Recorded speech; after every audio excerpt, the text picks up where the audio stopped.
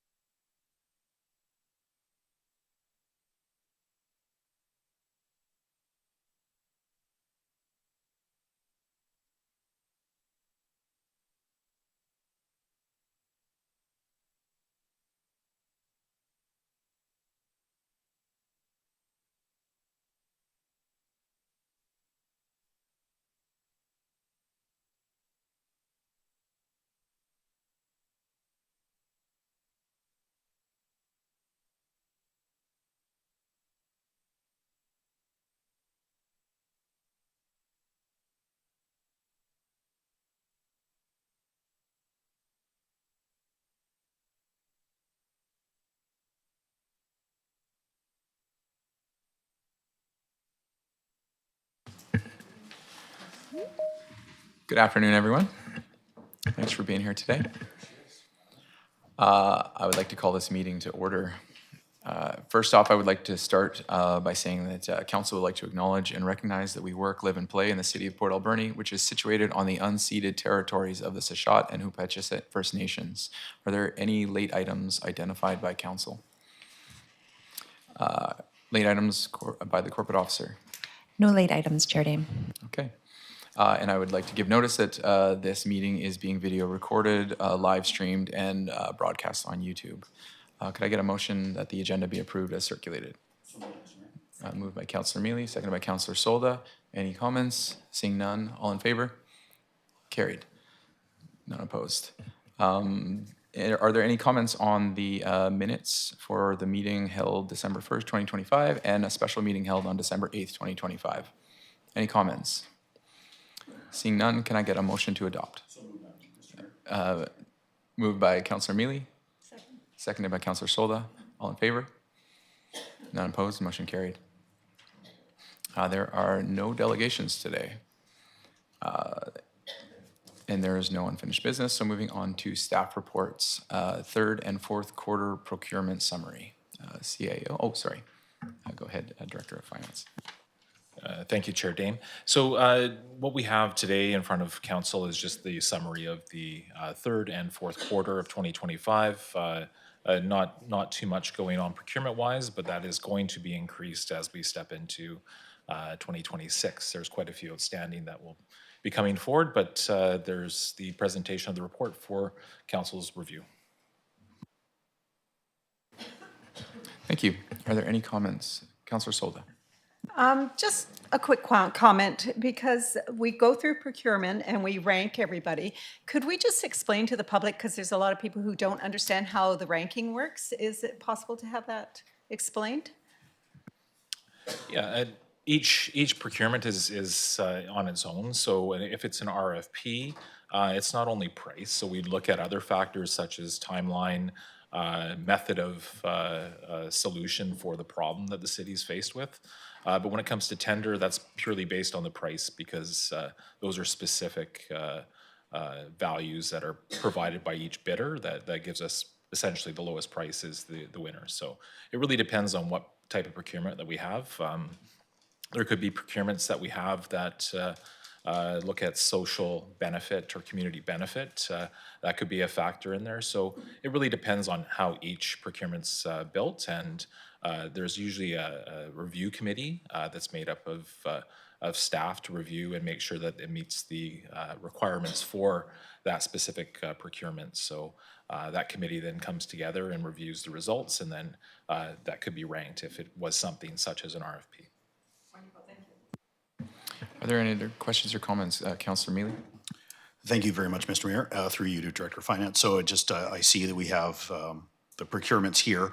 Two of them have a successful vendor, and then the third one is tree services is ranked list, highest 3 evaluated. Or is it because there's so much work that we need more than one, or are we going to be using all 3, or how does that work, if I may ask?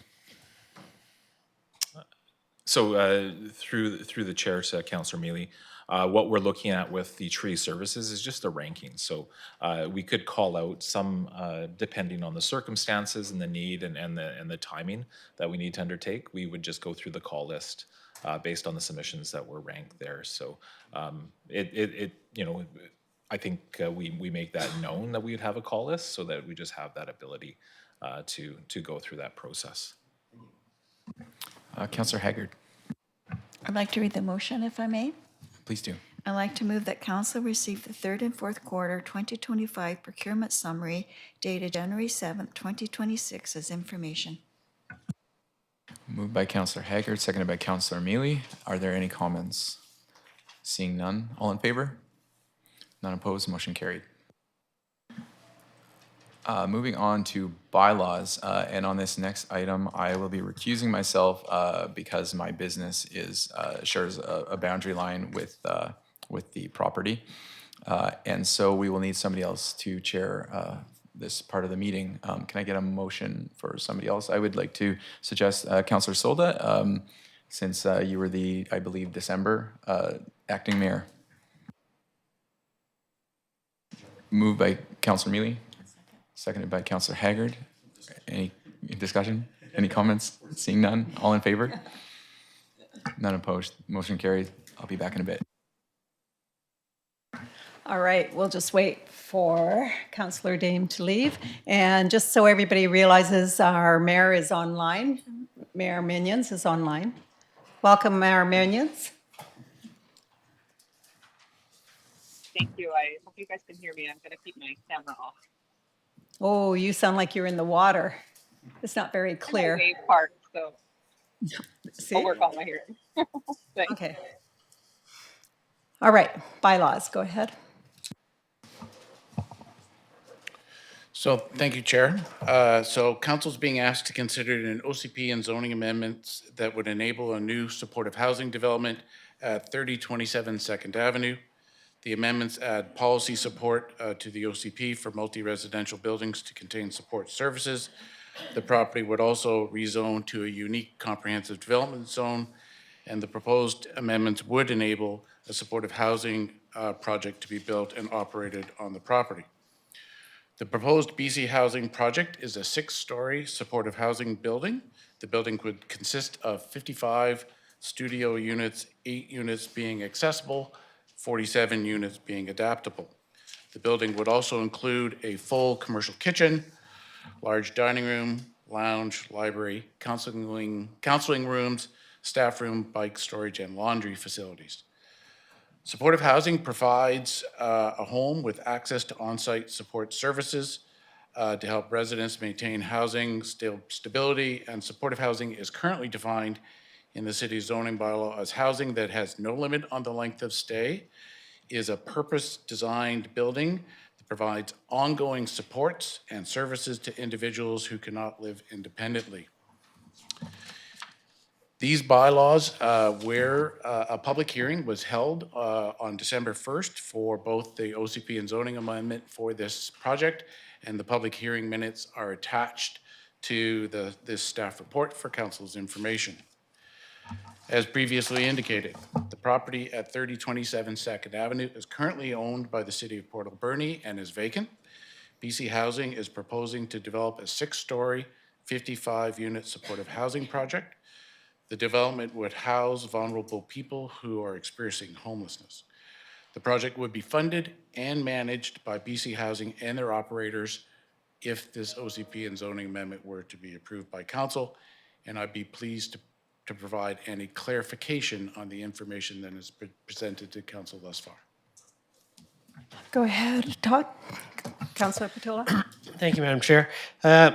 I wanted to jump in before we have a long and or short discussion on this matter because I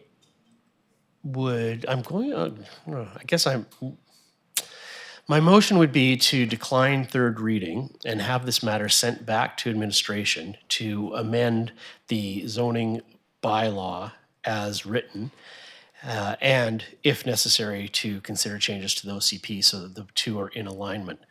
The specific things that I would like changed in that motion is to remove MFR from the permitted purposes, leaving only supported housing as a permitted purpose, and also to add in the conditions at 8.6.3, a description of the base level of supports that must be provided.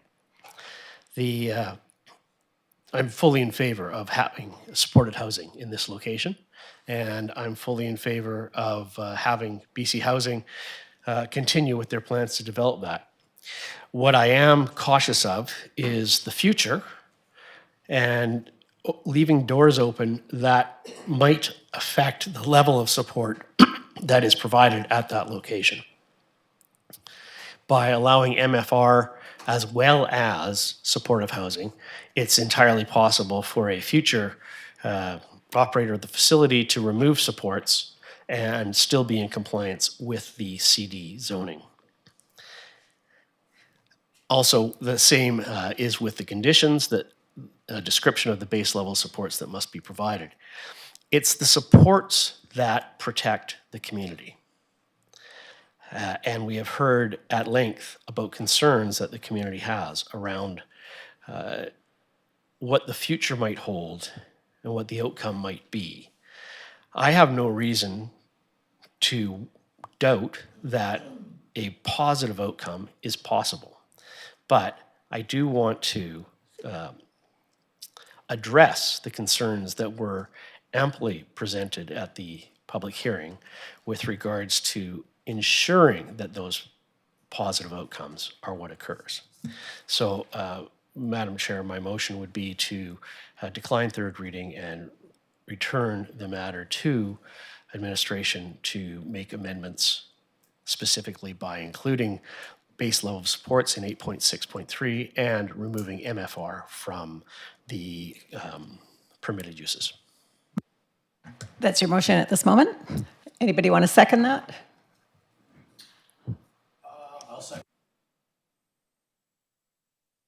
Mayor, point of clarification. So we're just maybe through you to corporate officer. So we can decline third reading, bring it forward, or can we just move with what Councillor Patola is saying without having to worry about the reading? Okay, I just want to make sure. Thank you very much for the head nod.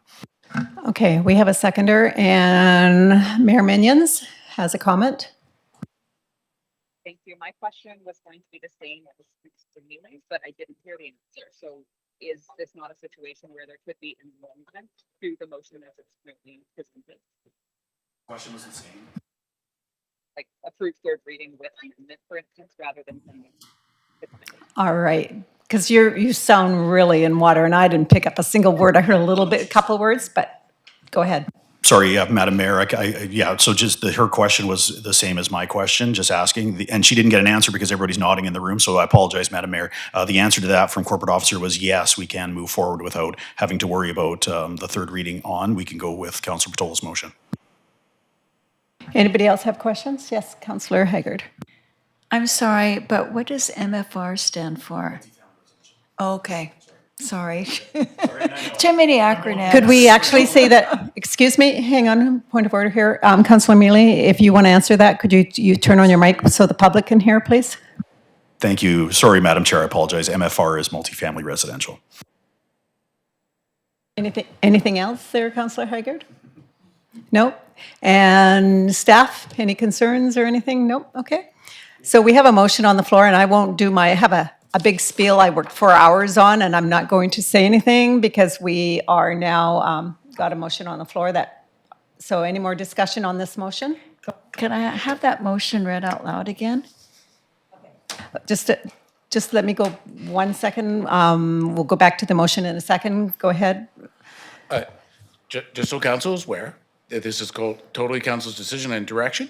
This will require us to undo first and second reading of the current bylaws, council reread them, and then setting another public hearing date. So another public hearing will be required. Everybody is clear on that, right? And the public is aware of that. So could we have that motion reread, or do you have it down? Or, okay, we're going to go to Councillor Patola. Could you do that? And could you write that motion down for our corporate services, please, and pass it on? Okay, thank you. Thank you, Madam Chair. I think our corporate officer will have this from both the recording and from their own notes. But the motion is that, and apparently we could even remove the decline third reading part.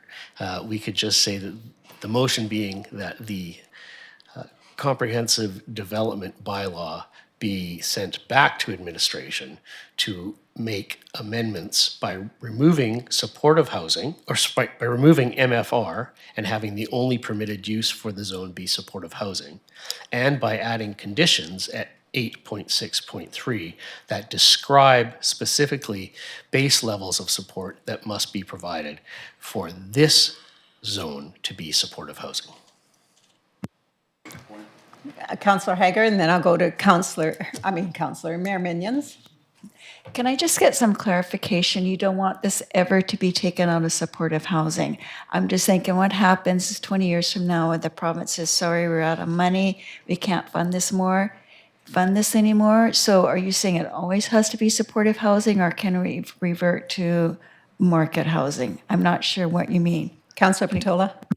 Thank you. And to answer, through the chair, to answer Councillor Haggard's question, the future is uncertain. And certainly the uses could be changed, as any zone's uses can be changed through a bylaw amendment process. But the reason for removing multifamily residential at this point in time is to ensure that supportive housing is what occurs there and doesn't change by whim of the lessor or user or operator.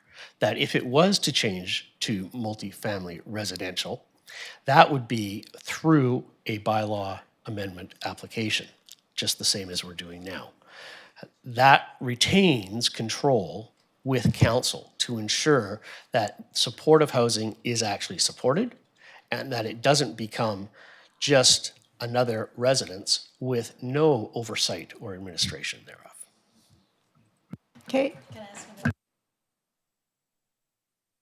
When you talk about baseline supports, can you be more specific? Through Madam Chair to Councillor Haggard, I would think that it would be the supports that are actually described in the BC housing policy. But the problem with the BC housing policy that's provided in our materials is that it says often these supports are given, or these supports may include, supportive housing may include meals, or some service providers provide counseling, or supportive housing might be accessed through other programs in the community, which really isn't supportive at all because those programs already exist. And so instead of leaving it wide open for things that may or may not occur, I think to address the concerns of the community, the conditions of use for this particular zone, because specifically it's a comprehensive development zone, would include the meals, the 24-hour supervision, and other items that were specifically stated in the application that's before us. So it's not a matter of changing it, it's just a matter of solidifying the plan within the terms of the bylaw for the comprehensive zone. all right, Mayor Minions. Hi, can you hear me now? Oh, you sound great. Okay, great. I apologize that I am at a water park today, but I wanted to be a part of this discussion, so calling in. I agree completely with the intent of removing the multifamily piece and ensuring that this is only to be used for supportive housing.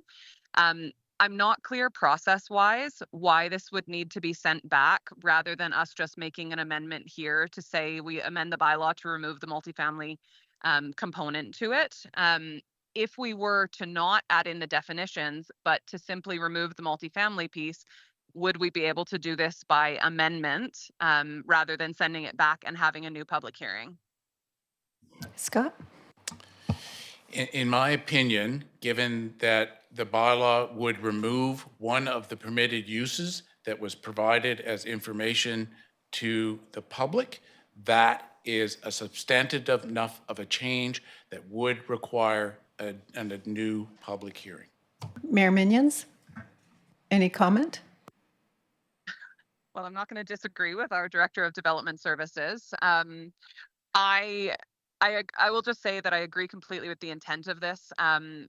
I think that when we zone something, we are zoning this for supportive housing. I guess my only other question would be, we also have a lease on this property, and I know that's being discussed, obviously in a different format, but maybe the Director of Development Services could tell us if what we're trying to achieve here could be achieved via our lease rather than through the zoning bylaw, still giving council full control.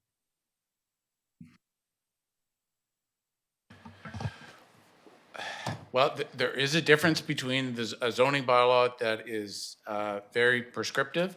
Yes, council can put language in a lease that BC Housing would have, like if this was to move forward, a lease will be required between the city and BC Housing. Council could put certain conditions in a lease agreement if both parties agree to those. So potentially, yes, but leases could be changed with council and not have a public hearing process, where changes to a zoning bylaw require a public hearing process. Oops, sorry. Mayor Minions, you have another comment? No, that's great. Thanks for the clarification. All right, Councillor Mealy? Thank you, Madam Chair. Appreciate that. I think I mean, it might have been answered already, just to go back, a bit of a point of clarification. So the motion on the floor is to decline third reading and then removing multifamily residential. But I have heard from Councillor Patola, my colleague across the way, that declining third reading isn't a big deal either way. I think now, so if we don't add decline third reading, what I'm trying to do is not to have Mr. Smith and his staff go through this whole system again. Can If I we're just give making- you yeah, some please, clarification? madam. Okay, we'll go to the Director of Development. Nope, I thought you were giving. no, I because, wasn't quite finished just yet, that's why. no, he's, regarding third reading, you were shaking your head there and, I'm not sure Councillor Mealy had his question, Just yet. had his question asked yet. Just yet. I mean, clarification, declining third reading's not necessary in this motion. Council could just give direction, as Councillor Patola has asked, to go back and change the bylaws. But Councillor Mealy may have had an additional question, I don't know. sorry, go ahead. Well, I appreciate we're all on the same page. I just, like I said, yeah, if we don't need to decline third reading, then that we don't have to go back and start at first reading and second reading altogether, and then that's doing all that work over again, whether the vote is positive or negative in the end. But I'm just wondering if we can just rather than have decline third reading, just to have what Councilor Patola said as the second part. And from what I'm hearing, as we were talking about that, that's still going to trigger some sort of a public hearing or some sort of a meeting where we're going to have the public say again, but not allow Director of Corporate Services and his staff, the planning department, have to do the whole thing over again. If that's what I'm getting, if that's. Go ahead, Scott. So if this direction is approved by council, development services will need to go back, revise the bylaws, bring those bylaws back to a future council meeting. We would have to undo first and second reading of the current bylaws, introduce first and second reading of the revised bylaws, set another public hearing date, have another public hearing, and then it would then come back to another council meeting after that additional public hearing for council to consider the changed bylaws.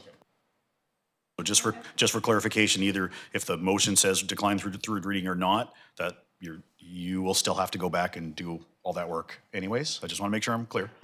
Based on the motion that council is being asked to consider. So is everybody clear on what's going on? Okay, go ahead, Councillor Haggard.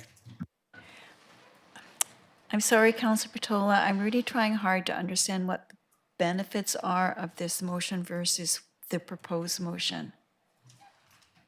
Councillor, oh, sorry. Yeah, sorry, I'm just not getting it, something's not clicking. So if you could just go over it again for me. Councillor Patola. Thank you, Madam Chair. The bylaw as it stands right now includes multifamily residential as a permitted use. That means that whatever building is built there can be multifamily residential without any supports, because it's a permitted use, and once the occupier of the property is in occupation, legally in occupation, they can do whatever they wish that conforms with the bylaw. The bylaw permits multifamily residential.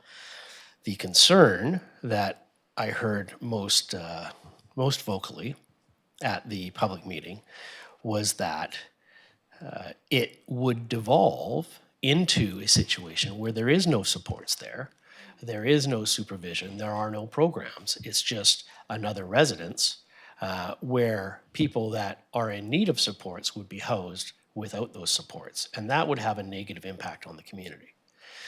So the changes that I've proposed are to add another level of guarantee from directive from the city and not open to negotiation with whoever the operator is, that the community will be protected to the extent council is able by putting in to the bylaw, there must be supportive housing. There are no other options.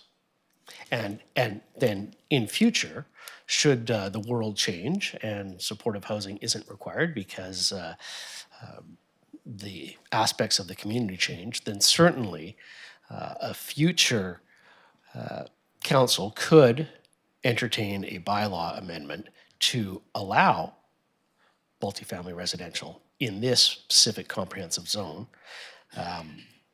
but that would be a question in the future based on the characteristics of the neighborhood in the future. You're clear on that, Councillor. Okay, Mayor Minions.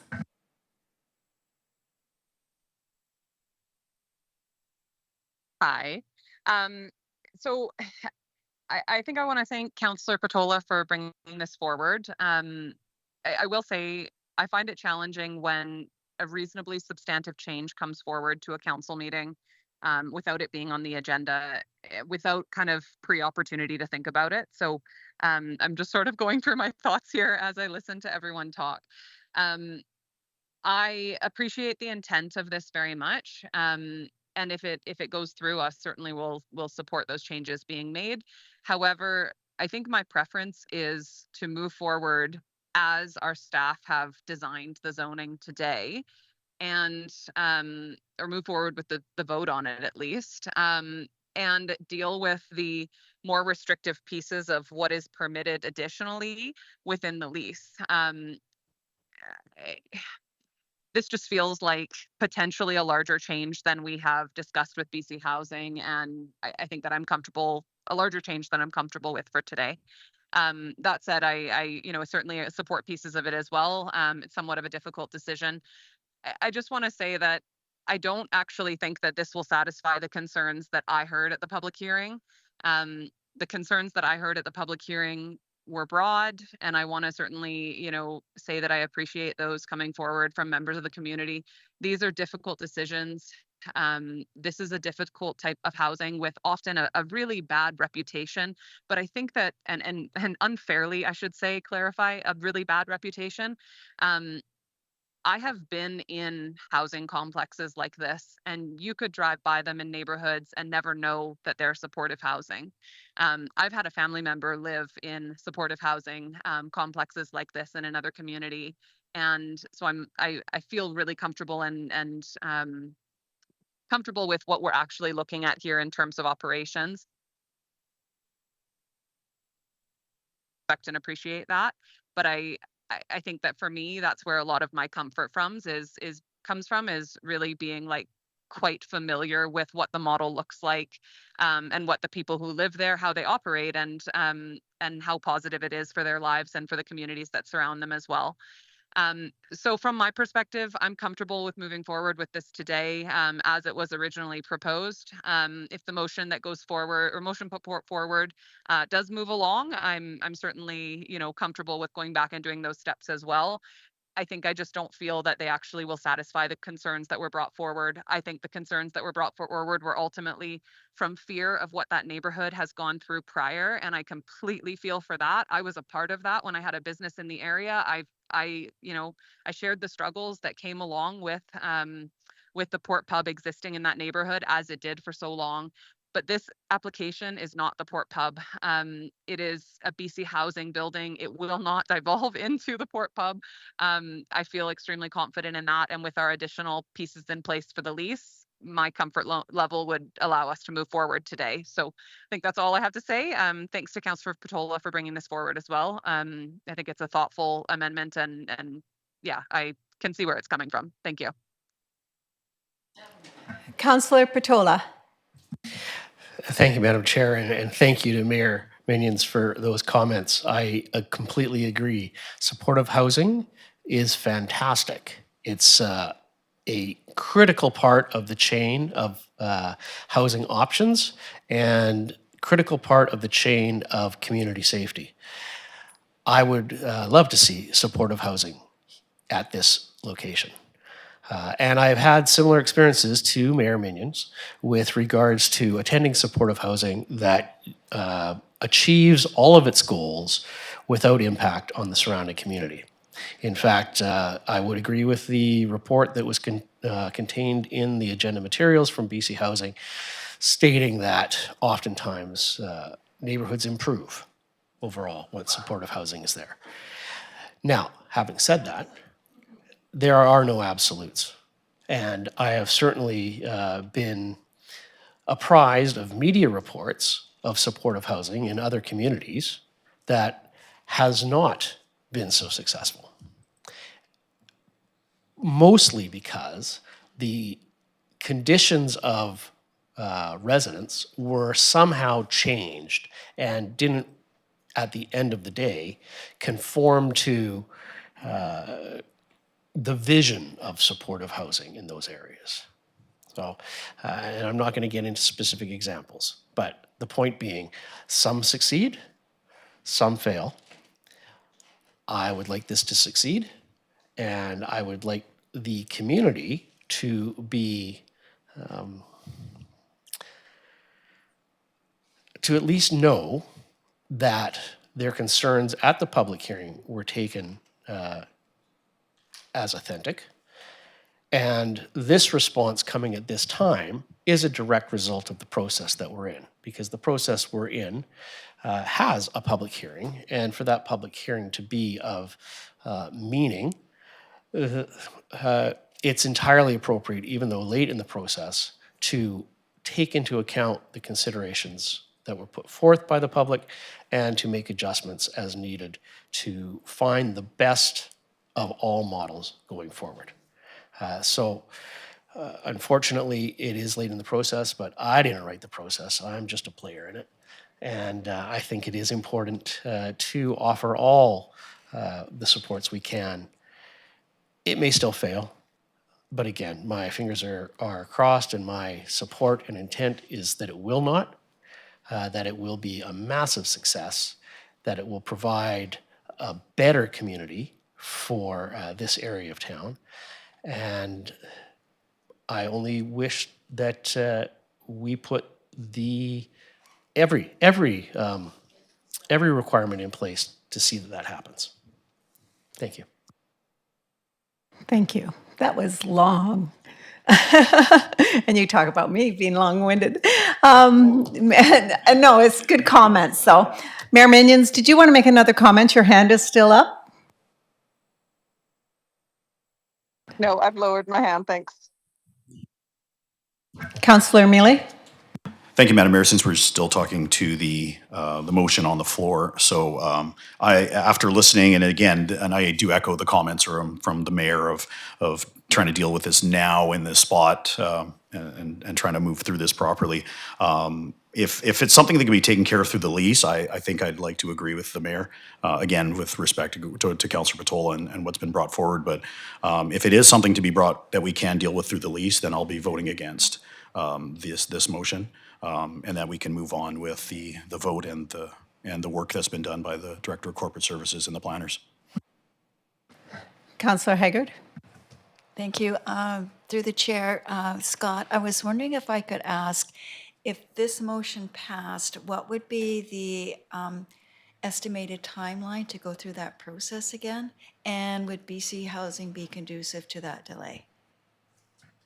And I know you can't speak for them, but just a guess. Wait, and I won't speak for BC Housing. BC Housing understands there's a process for them that they have to go through. So this is a decision of council. So in my mind, please, council needs to make the land use decision here and not be worried about BC Housing's schedule. They are wanting to do this as soon as possible, but this is an important decision for council to make. So council needs to do its process, and they're making this land use decision. As far as timing for staff, we'd have to go back, see what, I have the general intent of this. I would need to read to see if there's any changes we may need to make to the OCP portion of this bylaw. I just, we'd need to think about that. Probably, I'm not sure we could have it on the next agenda. It would likely be the first meeting in February, but we would do our due diligence as best. Then we have to give the same amount of public hearing notice. So you are likely having a public hearing towards the end of February, early March, and then again coming back to the next council meeting after that. So no absolute commitments. If direction is given by staff, will do our utmost to move this forward, but that's an approximate timing. I do have some questions, but it's not directly related to this motion, but it's related to the overall topic that we're discussing. Do you want me to hold off or ask the questions now? Ask him now. Okay, thank you. This is probably for the CAO, but I think this is something that the public would like to know as well. Will the operator be required to sign a good neighbor agreement? Through the chair, I know that we have had success in signing good neighbor agreements with some through some leases, but I believe BC Housing has moved to a letter of intent and have tied that into their operating funding. So again, that would be another requirement of the lease agreement, and through that process. And will the operator be required to follow the neighborhood mitigation strategy?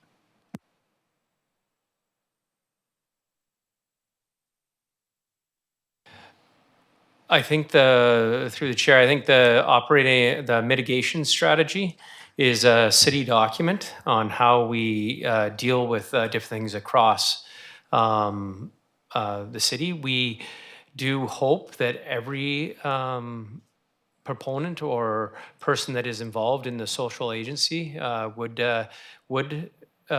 be part of the agency, but we don't have a mechanism to force a group into being part of that. Some of the different issues that the mitigation strategy is trying to mitigate can be located across town. So it depends on the exact issue we're trying to deal with. And one last question. When we gave the temporary permit to the Salvation Army for their shelter that they're providing, we required them to sign a support services agreement. Would BC Housing be required to sign that as well for this housing? Or is that something completely different? So through the chair, I think again, this would, the support stuff comes down to actually the contract between BC Housing and the service provider, where we would have leverages either through the zoning or through the lease. That's sort of where we would be dealing with the service operator on site. And then, of course, our regular city bylaws would also pertain. So we could enforce through that means. But I believe the actual requirements that we're talking about there are between the service provider and BC Housing. And I just want to put out another option. I agree with Mayor Minions that I don't think this is going to do what we want to do. We can do that same thing with the lease. But another option that we might look at, because we are taking this very seriously, we heard your concerns, and I know that Councillor Solde has actually done a tour through a supportive housing unit in Nanaimo, and you as well, Councillor Mealy, perfect. But some of us haven't. So if we're unsure right now, we could defer this and set up a tour for council to go tour a facility in Nanaimo. So that way we know exactly what supportive housing is, what we're voting on, and what we want. We want to have the same thing in our community, and those are things that we can be required to put in the lease. So that's another option out there that I thought might be a good option that we can look at. Thank you. Just to clarify, if this motion doesn't go through, and we're still in third reading, we could not take that tour because we're not, I believe we can't take any more information in that, so keep that in mind. Am I correct on that? But it's staff? not really new information if Okay. we're doing a tour of another facility. Am I correct? I think that's a fine line. I think that's a fine line, isn't it?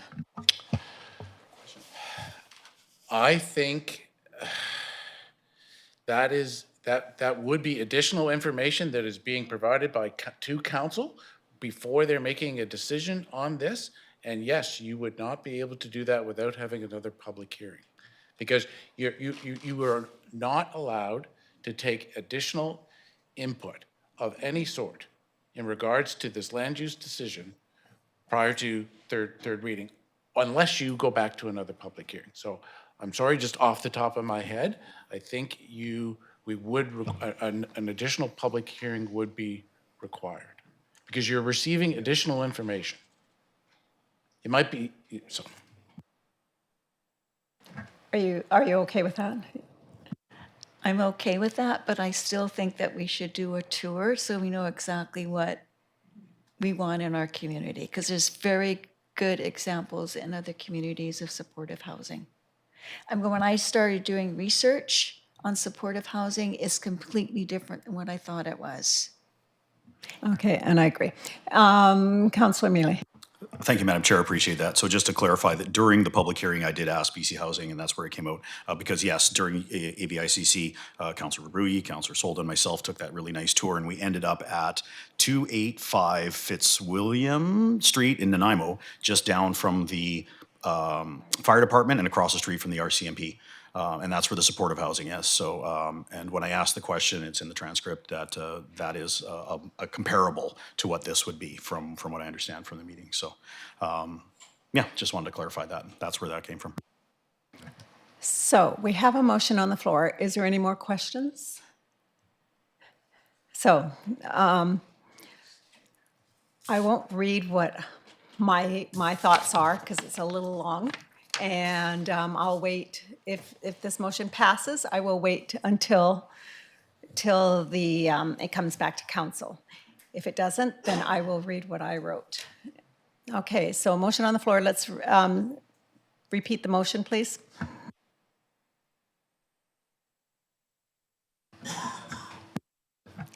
I have my deputy taking minutes, so I don't have it with me in front of me at the moment.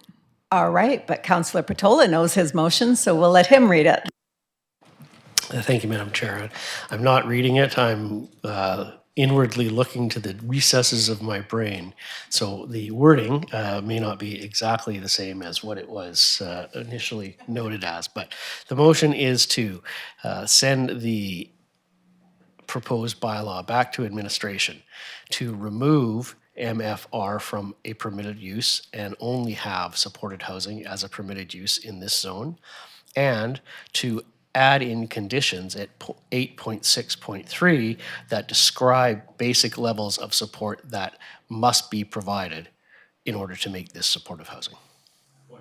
So point of order, Madam Chair. Yes. So if, as the seconder, I did write it down, and that's why I did, the first part of it was decline third reading, and I did second that as that. So I just want to make sure that we have the accuracy that the motion was put down by Councillor Patola. The first part was to decline third reading, but the rest is, as he said. And that's fine. The first line could be that we decline third reading and then send this matter back to administration as described.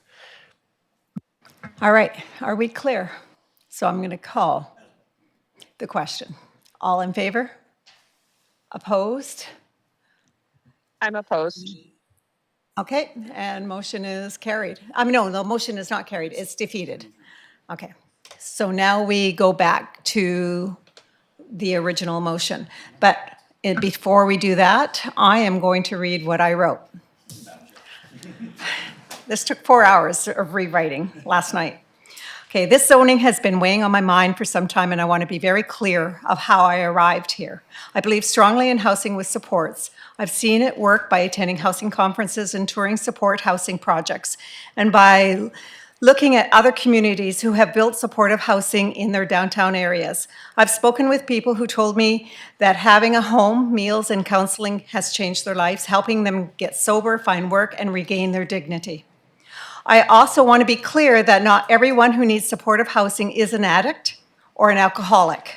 Many people simply need housing, seniors on fixed incomes, people with disabilities, people priced out of the housing market, people fleeing from violence, people with mental health challenges, or people who simply cannot compete with the rental market. I also know from experience in this community that this is not every housing project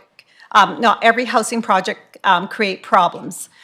We have local examples here where strong management and good neighbor communication have worked well. A couple of examples we've had in our community, for instance, McAuliffe Housing, when that was built, there was so many people that were opposed. There was such significant opposition regarding that, and that's the one that's right by finishing touches. Yet it has not created any issues people feared. Simply, there's also the North Island College, the supportive housing there. And these are just a couple that I'm going to mention. There's lots in Port Alberni, and people were strongly opposed for that. I remember my father-in-law coming and saying, oh, there's going to be crime, there's going to be this, and he lived up in that area. And I went, who told you this? Well, somebody knocked at my door. and it's working. At the same time, I cannot ignore what downtown businesses and residents are living through right now. The Third and Argyle area has experienced repeated break-ins, smashed windows, fires, visible intoxication, overdoses, chronic disorder, people sleeping in their doorways, graffiti, garbage, public urination, and years of enforcement challenges tied to neglected buildings. Most recently, businesses and residents went through all the issues with the Port Pub, and there are still many properties that continue to be a serious concern in the community.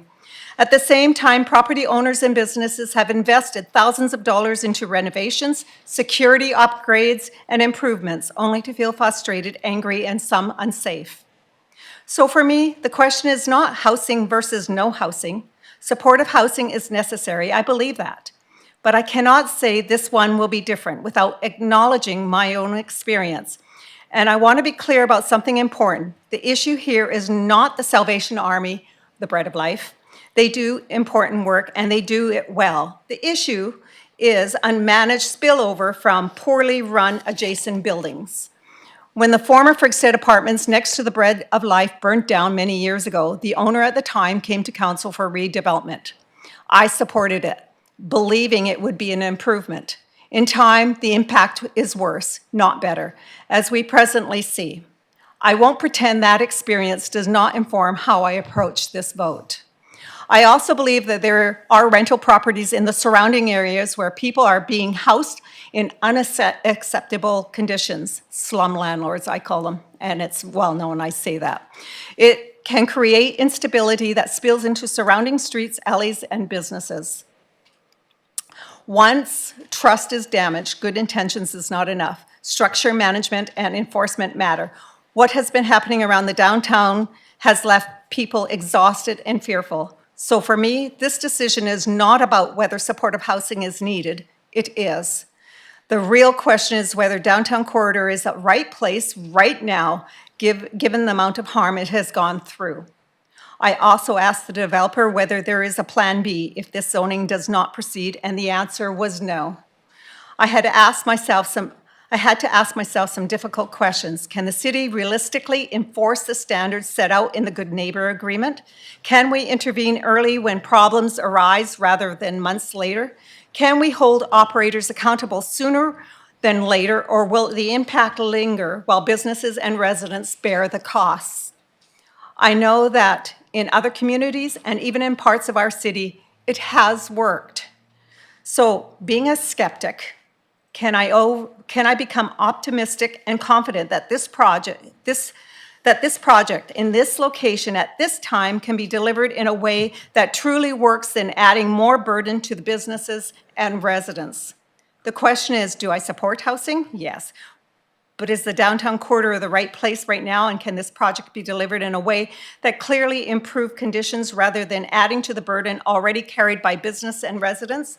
Location matters, timing matters, and management matters. And that is my 4 hours thoughts. So I just wanted to bring in everybody's perspective. Thank you. Yes, Councillor Haggard and then Councillor Mealy. Thank you, Councillor Sold. I think I agree with just about everything you said. Very well said. First of all, I want to say that I did hear everybody's concerns and their comments, and this is probably one of the most difficult decisions I've made in the last 7 years. Some of the concerns that I heard was lower property values. Supportive housing does not impact property values. Property values are affected by local market fluctuations. And what I'm going to be reading to you is hours and hours of research and reading online. So you're welcome to go online as well. Location, and I agree, is this the right location? And this is something I've really struggled with over the last few weeks. And I did hear that several times at the public hearing. Do we put 55 units of supported housing in our downtown core? Does this align with council's vision for this area? And when I shared my concerns with someone that I know and respect, the comment that was said back to me was, right now these people are outside. Is it not better to have them inside a building and have them housed? And that made a lot of sense to me. Size, and also struggled with the size of this. I felt that 55 units might be unmanageable. However, when I looked at other supportive housing units, the typical size seems to be between 50 and 60. Some are smaller, but this seems to be the norm. Use of drugs in the facility, and I wish that somebody from BC Housing is here to respond to this, but I also talked to someone who had visited a supportive housing unit in Nanaimo because a family member was there. And that was one of the questions I asked. And they said, it is my understanding that use of drugs is not allowed in the common spaces, but is allowed in the person's apartment, which is their home. And this is very similar to any one of us sitting in this room. We can do drugs in our home because it is legal as long as we're not hurting anyone.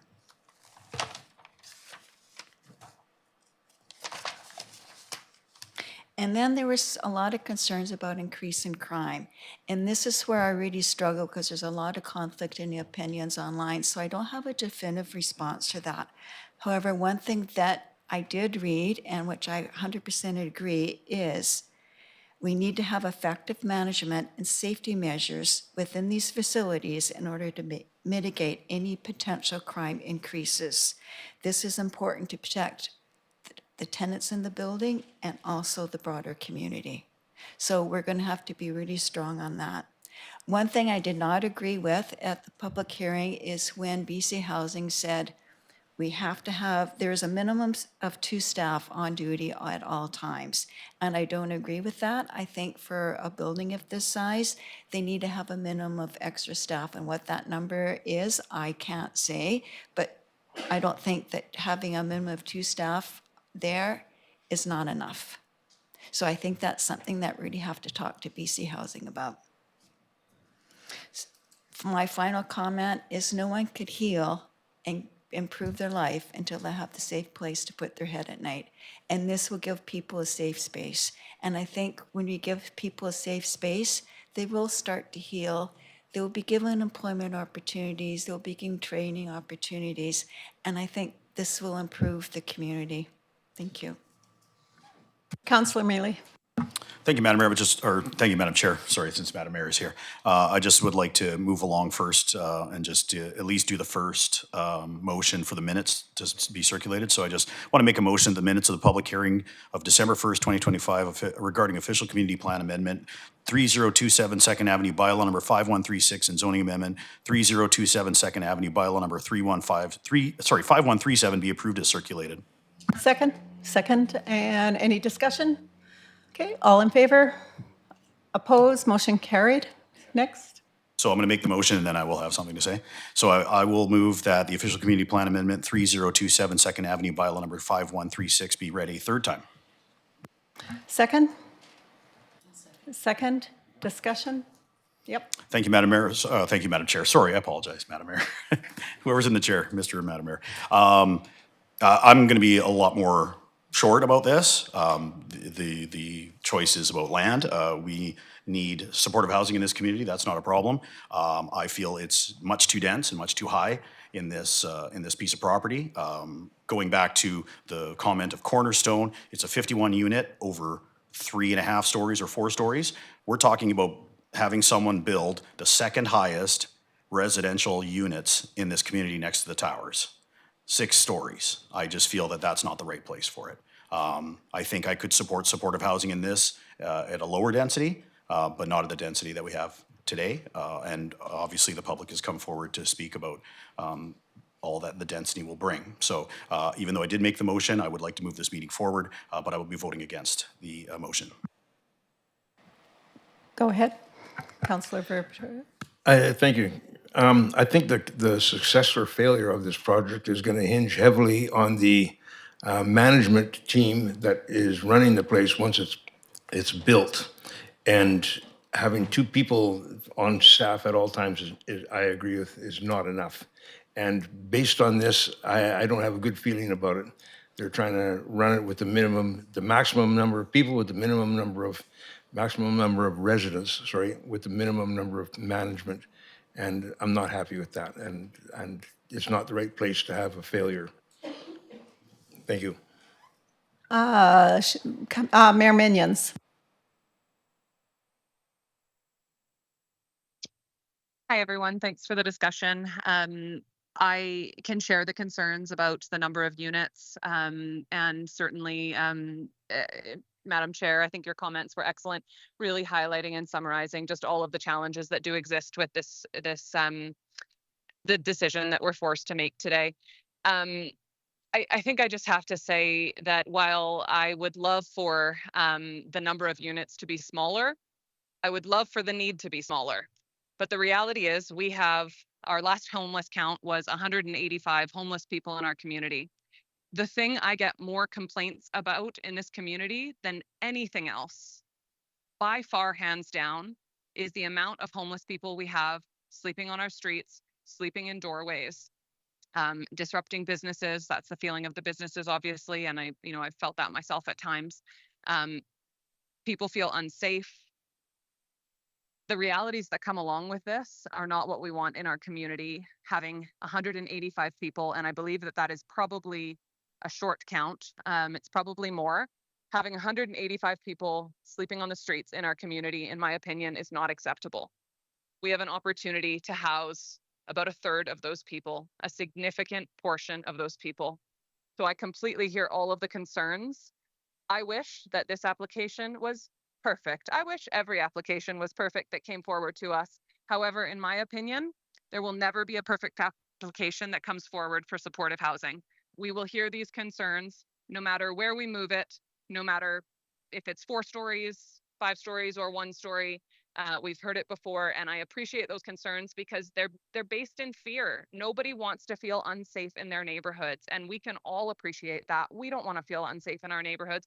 We don't want to feel unsafe in the neighborhoods that we enjoy in the community either, and we all believe in revitalizing the uptown. That said, I do not believe, and I will not let people make me believe, that providing a building that will house people, that will keep them safe, and that will feed them is going to increase the amount of unsafeness in our community. It will do the opposite.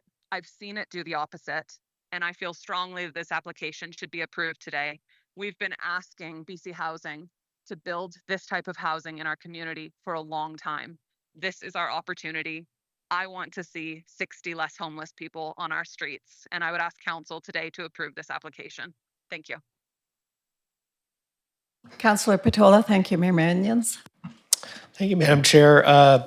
The motion on the floor is with regards to the official community plan amendment, not with regards to specifically this zone and this building, but enabling within the official community plan for congregate care to occur in zones other than institutional zones. And I fully support that. I think that congregate care is a wide open type of care, and it should be available to all members of the community for whatever their needs are throughout the community and not just in institutional zones. So I'm very much in support of this motion. Councillor Haggard. Could I ask Scott a question, please? I'm sorry. The concerns that you're hearing today when you're talking to BC Housing, can you pass these concerns on to them, such as the employment ratio that they talked about, the public care and we don't feel is sufficient, and those kinds of things? I really was hoping that somebody from BC Housing would be here today, but they're not. Well, I'm certain they're aware this is being considered tonight, so they may be watching. I mean, as council is aware, they wouldn't have been able to answer any questions of council because you can't receive additional information after the public hearing. So there's a reason why there wasn't a reason for them to attend, because they wouldn't have been allowed to provide additional information to you, or not new information, right? But I just wanted them to hear our concerns. That's what I'm Sure, asking. and like I said, they're aware the council is being considered that. If they aren't watching it, it's recorded, and I'm sure they'll be able to watch it afterwards. But certainly, any direction that council provides to staff, we will engage with BC Housing if that's council's desire. Go ahead, Councillor Mealy. Thank you, Madam Chair, and I appreciate the comments from Councillor Patola. That is a clarification worth noting, and I appreciate you, sir. Yeah, so it would be to add the words, supportive housing can be permitted within the multifamily residential for specialty housing that address community housing needs. Such housing may include congregate care with integrated support services in the multifamily residential land use designation through site-specific zoning. So I appreciate you, Councillor Patola. I will vote for this. It will be the specific zoning I'll be voting against. Thank you, sir. I appreciate that. Okay, we have a motion on the floor. Everybody's clear on the motion? All in favor? Opposed? Motion carried. Thank you, Madam Chair. Then the next one would be that zoning amendment, now 3027 Second Avenue, bylaw number 5137 be read a third time. Seconder? Second, and discussion. Okay. Oh, sorry. Who? Oh, sorry, Madam Mayor. Sorry, I didn't see you this time. So go ahead. Thank you. I was just going to ask for a recorded vote because I can't see on screen the votes. Thanks. All right. So, yes. Thank you, Madam Chair. Although clearly I would have preferred a higher level of security, for lack of a better phrase, with regards to this application, I take the message sent to me by the other members of council that these concerns can be addressed through a lease agreement. And therefore, it's not that I am concerned at all about the need or the appropriateness of supportive housing in our community. I am simply concerned about addressing the concerns of the community. So, having heard that these concerns can be addressed through a lease agreement, although it is not my preferred method of addressing the concerns, I hear that council is intent on addressing them. And therefore, I am certainly in favor of the zoning amendment and having this this building proceed, hoping that the lease will be effective in controlling the concerns that the public's addressed. All right. So we have a motion on the floor. So we're going to go around the room because it's a recorded vote. Okay, Councillor Mealy, you get to be first. I'll vote against. Councillor Haggard? I'll vote for. I guess Councillor Solda against. Councillor Patola? Vote for? Oops, sorry, Councillor Verbeek. I vote for. Okay, and Madam Mayor? Vote for. And the motion has passed. Okay. Next. I'll continue on, Madam Chair, sorry, I apologize. I move that official community plan amendment 3027 Second Avenue bylaw number 5136 be now finally adopted, signed by the mayor and corporate officer numbered 5136. Okay, and I second, thank you. And Councillor Mealy, record it. Did you want this one recorded too, Madam Mayor? No, not necessary. Thanks. Wasn't sure about that. Okay, so we have the motion on the floor. All in favor? Opposed? I'm in Motion favor. carried. And motion carried. And then and next? I'll move that zoning amendment 3027 Second Avenue bylaw number 5137 be now finally adopted, signed by the mayor and corporate officer and numbered 5137. Second, Councillor Patola. Okay, motion, go ahead. I would like the votes recorded, Madam Chair. Okay, we'll do a recording vote here. Okay, Councillor Mealy. Thank you. Negative. Councillor Haggard. I'll support the vote. Support the motion. Oops, Councillor Solda. Nay. Councillor Patola. I am in favor of the motion. Councillor Verbeek. I'm in favor of the motion. Okay, and Madam Mayor. In favor. Motion passed. Thank you, Madam Mayor. And let's call Councillor Dane back.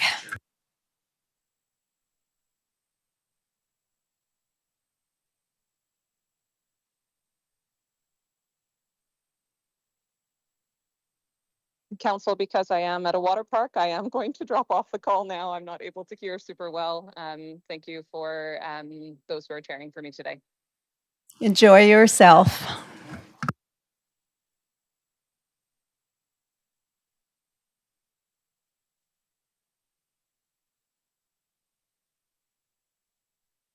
Thank you. Oh, sorry, I should have told you where we were. That's okay. I can figure it out. Correspondence. Got it. All right. Moving on to correspondence for action. We have a request from the ADSS Prom Committee, use of city streets. That'd be Councilor Mealy. Thank you, Mr. Chair. Not saying that I should be the one to do this, but with my totem shirt on. I'll move that council authorize the 2026 ADSS Prom Committee access to city streets on Saturday, June 20th, 2026, from 5:30 to 6:30 p.m. for the purpose of a prom parade from Bird Street to 10th Avenue through to Rogers Street, ending at the Athletic Hall, 3727 Rogers Street, subject to the notification of emergency services in BC Transit, consultation with all affected businesses and residents, provision of a traffic safety plan required by a certified professional, including qualified traffic control personnel as required, provision of standard liability insurance in the amount of $5 million minimum, review by event organizers of the report of the Study Commission of Inquiry into Community Event Safety dated June 26, 2025. And that's it. Thank you. Do I have a seconder? Councilor Haggard. All right, so moved by Councilor Mealy, seconded by Councilor Haggard. I love these nice, fun, easy motions. Any comments? Seeing none, all in favor? None opposed, motion carries. Then another request from the Wounded Warrior Run BC. Would someone like to make that motion? Councilor Mealy. Sure, but Mr. Chair, thank you. I move that council authorize Wounded Warrior Run BC access to city streets on Tuesday, February 26, 2026, for the purpose of a Wounded Warrior Run from Highway 4, Johnson Road, to Gertrude Street, to Rogers Street, to Victoria Quay, ending at the Port Alberni Legion Branch 293, subject to the notification of emergency services and BC Transit, consultation with all affected businesses and residents, provision of a traffic safety plan completed by a certified professional, including qualified traffic control personnel as required, provision of standard liability insurance in the amount of $5 million, and review by event organizers of the report of the Study Commission of Inquiry into Community Safety Events dated June 26, 2025. Moved by Councilor Mealy, seconded by Councilor Solda. Councilor Patola. Thank you, Mr. Chair. Motion to amend, friendly amendment. I love the dulcet tones of Councillor Mealy, but he did mention that February 26th was a Tuesday, and it's in fact is a Thursday, as written in the motion. So I just moved to amend. Apologies, but thank you. Fair enough. Councilor Haggard. Thank you. They've also invited mayor and council to meet the team when they arrive, and they also have asked Mayor Minions to make a short address. So will our executive assistant be taking care of these details? Yes, thank you. She's already aware and will be reaching out to council. All right, any other comments? Seeing none, all in favor? None opposed, motion carries. On to ACRD, Community Emergency Preparedness Fund. They're seeking approval for, okay, so would anybody like to make that motion? Go ahead, Councilor Mealy. Let's roll. I move that the City of Port Alberni agrees to provide approval to the Alberni-Clayoquot Regional District to apply for the Union of British Columbia Municipalities Community Emergency Preparedness Fund for the Emergency Operations Center Equipment and Training Grant, and therefore authorizes the Alberni-Clayoquot Regional District to apply for, receive, and manage grant funding on behalf of the City of Port Alberni. Moved by Councilor Mealy, seconded by Councilor Haggard. All in favor? None opposed, motion carries. There are no proclamations today. Moving on to correspondence for information. If the corporate officer could please read that. Thank you, Chair Dane. We have various letters from the ministries regarding follow-up to the 2025 UBCM convention. We also have a letter from UBCM regarding 2025 resolutions that were referred to the UBCM executive.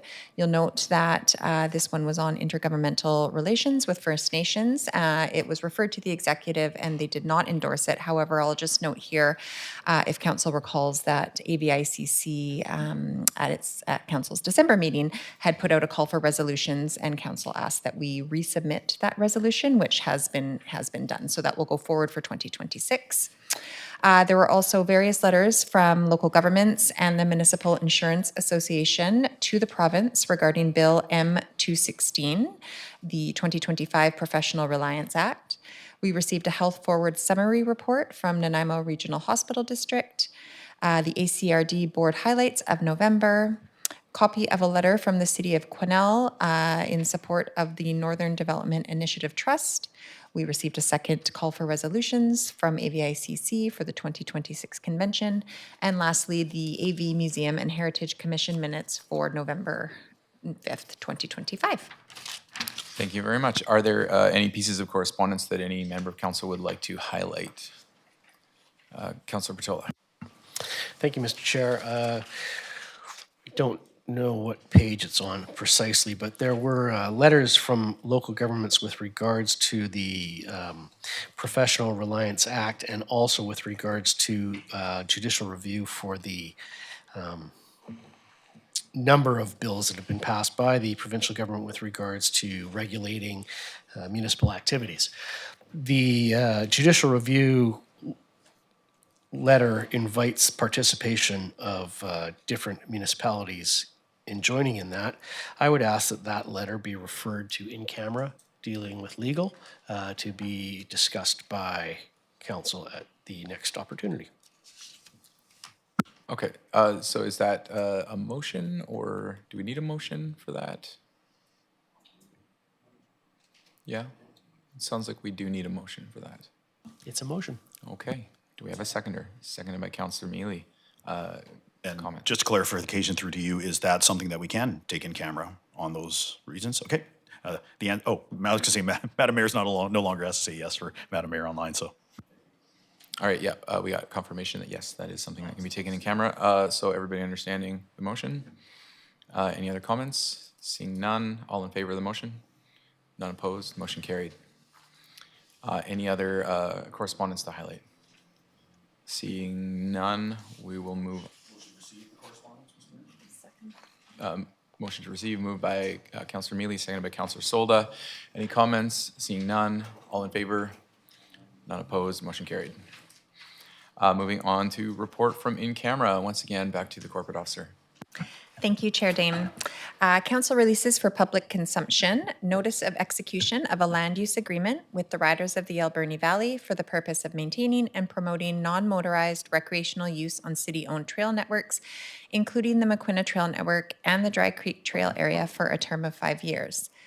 Notice of execution of a lease agreement between the City of Port Alberni and the Hoopachuset First Nation for Victoria Key for a term of 10 years, commencing January 2026, expiring December 31st, 2035, with an option for 2 additional 5-year renewal terms. That administration collaborate with the BCSPCA to reevaluate the services provided, identify the necessary services for the city, and adjust the budget to $75,000 over a 2-year contract to allow time for gathering KPIs and metrics to analyze the service delivery model. That City of Port Alberni 2026 to 2030 Financial Plan Bylaw number 5138 be amended to facilitate the acquisition of the Clutha Haven Marina infrastructure in the amount of $1 million as follows. Allocate $250,000 from surplus for 2026, supplemented by taxation as required, and allocate $250,000 annually for the years 2027 to 2029, sourced equally from marina operation revenue and surplus. Notice from the Alberni Valley Chamber of Commerce that they will not be seeking to renew the contract for the city with the city for the operation of McLean Mill ending December 31st, 2026. And lastly, appointment of Jack Rowland to the Advisory Planning Commission for a 2-year term commencing January 1st, 2026 through December 31st, 2027. Thank you. Thank you. On to, I should say first is if there's any, No comments on that? No discussion? Okay. Moving on to council reports. Are there any councilors who would like to bring forward a report?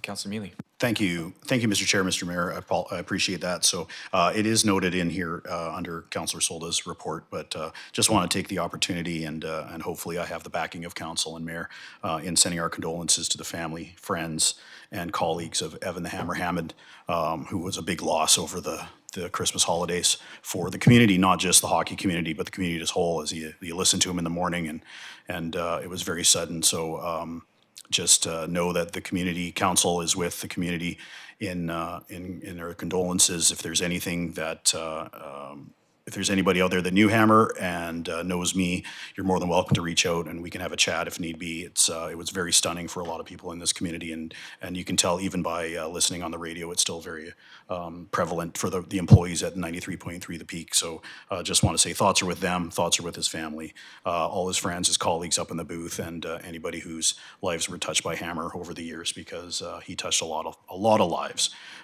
with his voice and his call and just his community awareness as well. So huge loss for our community, but just know that council is with those who are also grieving, and if someone needs to reach out, I'm here. Yeah, absolutely. Thank you. Thank you for saying that. Is there anybody else? Councillor Solda.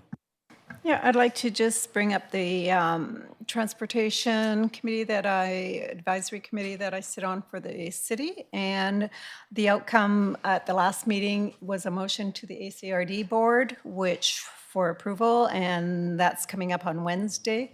And the motion will be that the Alberni Clay Clot Regional District Board of Directors, 1, approve the lobbying strategy and the direct staff to implement immediate next steps as identified in December 16, 2025 report. 2, allocate and identify staff time in 2026 budget to create a vision consensus towards achieving coordinated regional lobbying effort to request the province of BC to A, establish an emergency access route as an immediate priority. B, continue a phased approach for a viable second access road highway that is open all year round. So lots of discussion on it, and that's the next steps. And it sounds like it's a repeat of years and years and years from past, but we have to start from this ground and work our way up. So just wanted to let everybody know what happened at that meeting. Thank you. Thank you, Councillor Solda. Is there anyone else who would like to bring forward a report? No? Okay. Seeing none, we will. Right. Motion to receive by Councillor Mealy, seconded by Councillor Haggard. Discussion, seeing none, all in favor? None opposed. Motion carried. Moving on to new business, and I will once again be recusing myself from this next item on the agenda, as the business in question, the property in question, is directly adjacent to my business. So once again, we will need a motion for somebody else to take over sharing responsibilities. Oh, corporate officer. Up to council, but if you've already made one motion for an alternate, so if you want to go with that, and if not, you're welcome to have another motion. That is good with me. Thanks so much. Councillor Solda, you have the chair.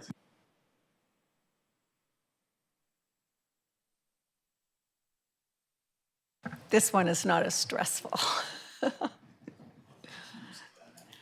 Yeah. All right. The temporary use permit, and whose department is that? Director of, oh, up there. Okay, go right ahead. Sorry. Thank you, Madam Chair and Council.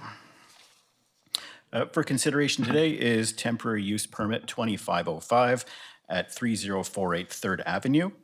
And the owner of the property has applied for a temporary use permit to authorize a commercial warehouse at the property for a period of 3 years. The building is owned by Merit Furniture and Appliance, which also operates a separate retail store nearby on 3rd Avenue. Currently, the zoning bylaw does not allow the property to be used as a warehouse, but that is how it has been used for approximately 15 years. The city has not issued a business license or previous permits that would allow the property to have been used as a warehouse. However, in 2025, Community Safety began ticketing commercial property owners in Uptown for non-compliance with the zoning bylaw. And a compliance letter was issued to Merit Furniture and Appliance in June 2025. The owner subsequently applied for a temporary use permit, which would allow them to continue operating as a warehouse. During our review, the Community Safety Department did identify some concerns over impacts the property is having on the neighborhood, noting a lack of maintenance and how it is often a gathering space for vulnerable people, including overnight camping, open drug use, littering, and graffiti. In terms of community planning best practices, warehouses are generally incompatible with downtown commercial main streets in that they don't provide services that would attract pedestrians or help people meet their daily needs.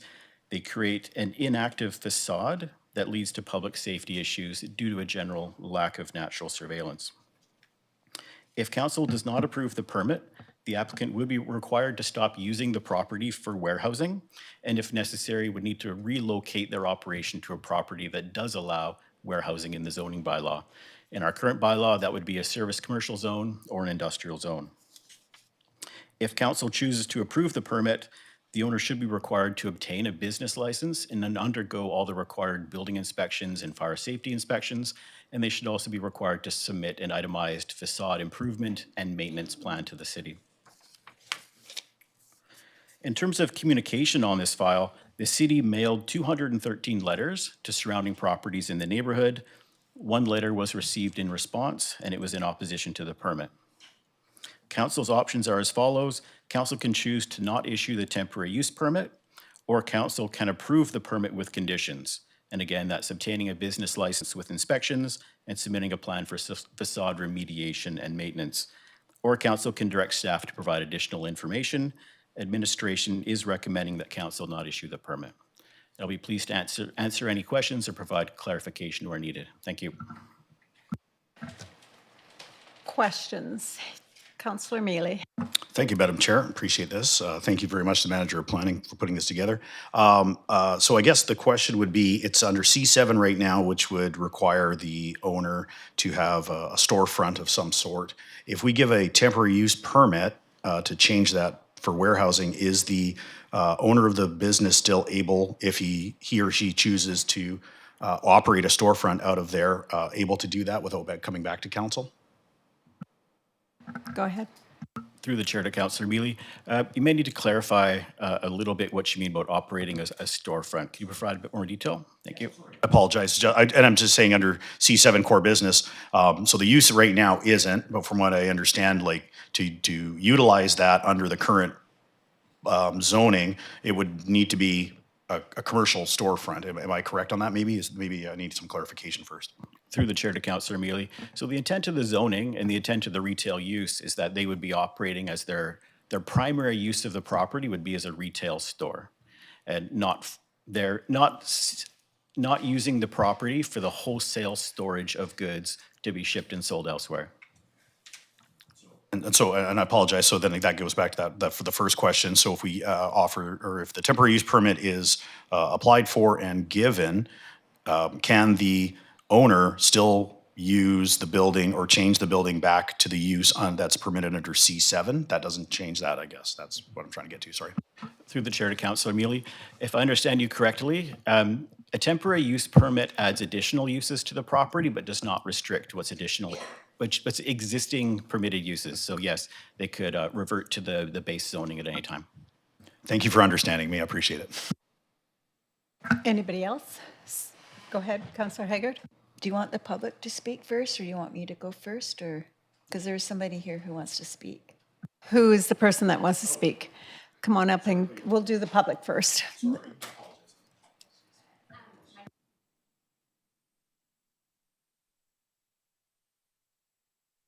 Sorry. My name is Caroline Zanetti, and I own 3025 3rd Avenue. But thank you. I'm here speaking on behalf of the Uptown Merchant Society. So I'm writing to express our concerns regarding the temporary use permit application for 3048 3rd 3rd Avenue, currently occupied by Merit Furniture. This iconic uptown storefront has unfortunately become a nuisance to the surrounding businesses and community. The covered frontage has become a constant gathering place for loitering, frequent drug use, and public urination. There is no visible maintenance, cleaning, or upkeep to the exterior space by the property owner, and the conditions have negatively impacted the safety, appearance, and overall vitality of our uptown corridor. While we understand that the owner's need is for storage, this building is zoned for commercial use, not storage. It's a prominent and beautiful structure that should be actively contributing to the neighborhood rather than detracting from it. So we strongly believe that there's no reason that the storefront portion of the building could not be utilized for 2 small businesses that are facing the public, with storage remaining at the rear of the property. We are also aware that the building no longer has heat. However, this issue could reasonably be addressed through rental income generated from active commercial tenants. Allowing the space to remain inactive only perpetuates neglect and ongoing problems. We also recognize that this is not the only business in the uptown currently operating in this manner, consistent with rezoning requirements. However, enforcement must begin somewhere, and this application was the first to formally be submitted. Granting a temporary use permit with no stipulations would likely result in another 3 years of the same conditions and continued deterioration of our area. Uptown small businesses work diligently, especially during these challenges economic times, to maintain clean, attractive storefronts and contribute positively to the district. Meaningful improvements will not occur if zoning standards and maintenance expectations are not enforced. We respectfully urge the City Council to carefully consider this permit request and at a minimum impose clear conditions that require maintenance, activation of a storefront that are compliant with commercial zoning. Thank you.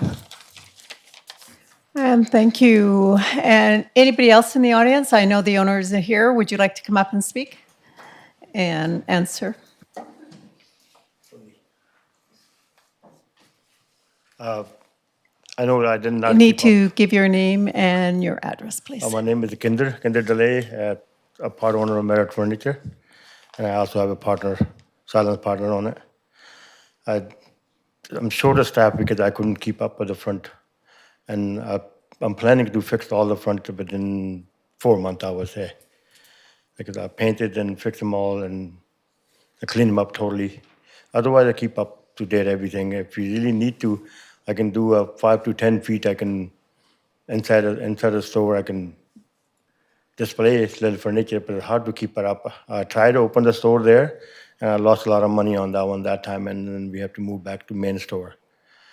In order to do business in the main store, I need this warehouse, or I need a warehouse somewhere, or this warehouse. To otherwise I won't be doing any business. Won't keep up with everything. That's what I need to say. Yeah. Thank you. Go ahead, Councillor Mealy. Thank you very much. Thank you. Just one question, sir, if I may. Thank you very much for coming. yeah, yeah. So if what I've heard is from the manager of planning talked about the deficiencies in the front, the storefront itself, also from the front, from your neighbors really is what it is. And did you say that you would have those remedied in a 4-month span?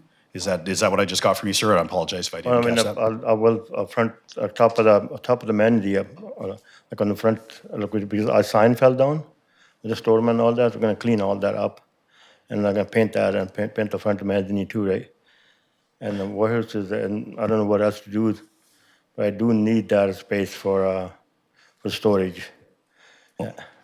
In saying that, sir, and I appreciate that, it's just, and I understand your need. There's also community need for that building to be cleaned up and that building to look attractive and to not have the opportunity to have people sleep there and urinate, as people say in that. So, and to be honest with you, I didn't even know what was that building used for the past 15 years, other than what we see in front and then coming forward with the full report today. So, and that's okay. I just, but I think everybody can agree it's the storefront itself that's a bit of a problem for everybody. So what I'm trying to do here is just to get an idea of what, if this temporary use permit goes forward, what are the steps that you're going to take to make that, and to be honest, like the old Woodward's building up the street is a definite different use, but the frontage and the able to put displays there and that really cleans it up. So I'm just wondering if that's what you're going to attempt to do, or nothing, or what? I just need to know exactly. I will clean up the front, definitely, clean them up and fix it up, all that.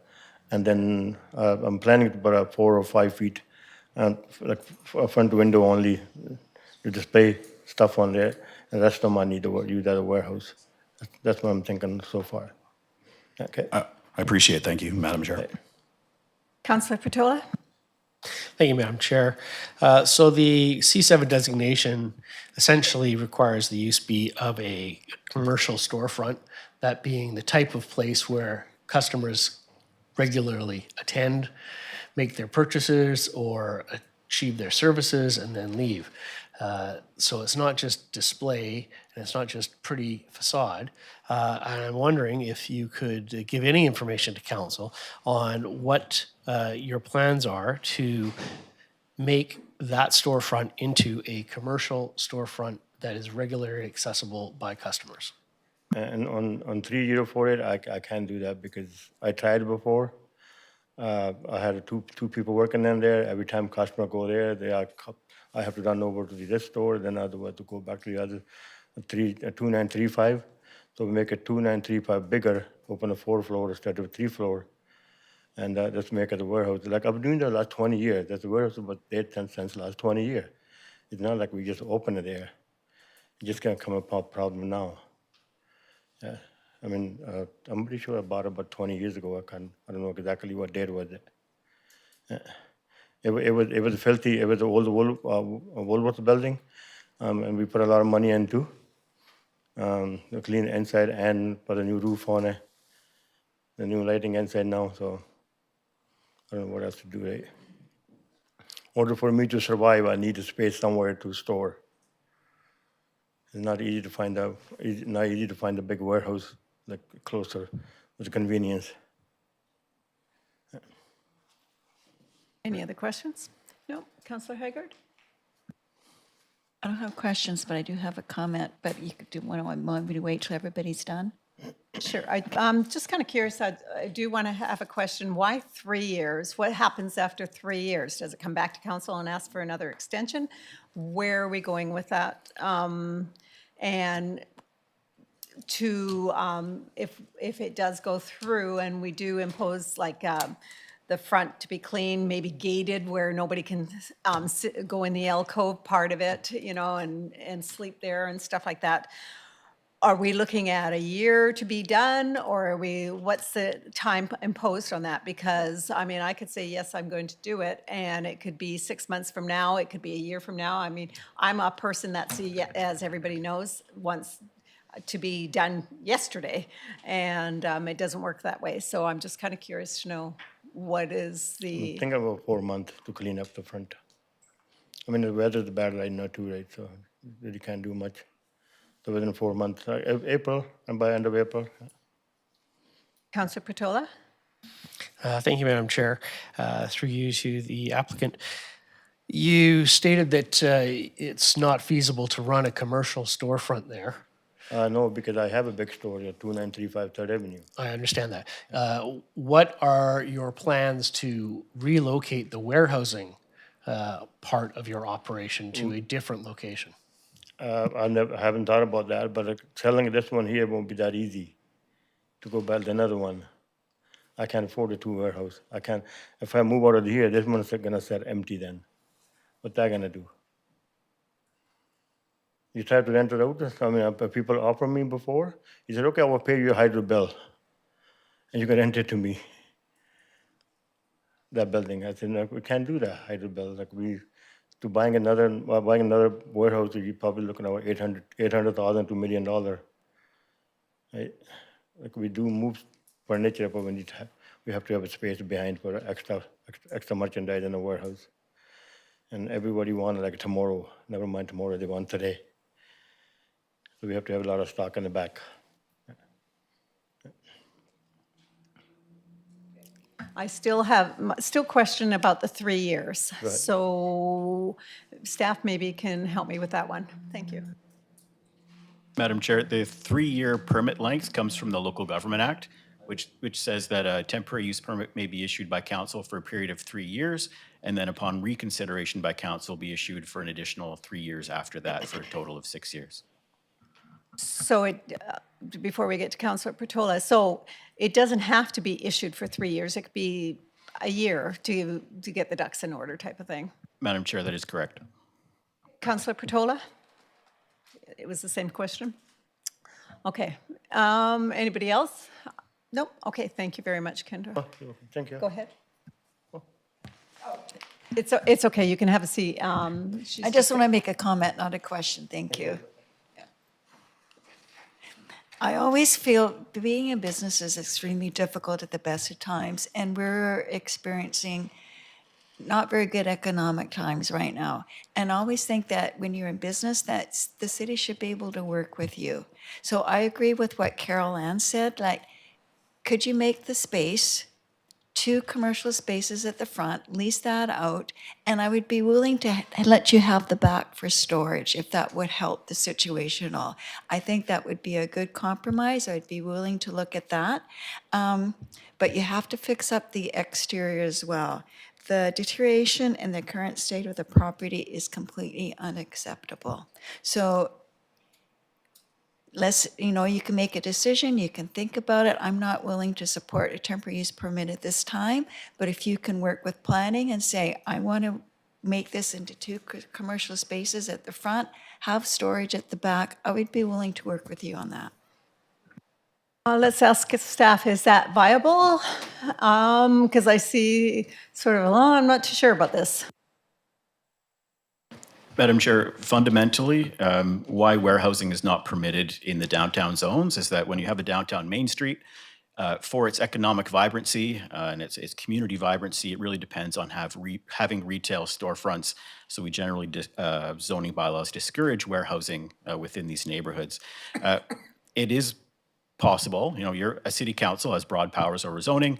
It is possible to amend the zoning bylaw in such a way that it allows there to be a retail frontage with storage in the back for products that could be sold and shipped off-site at a different location.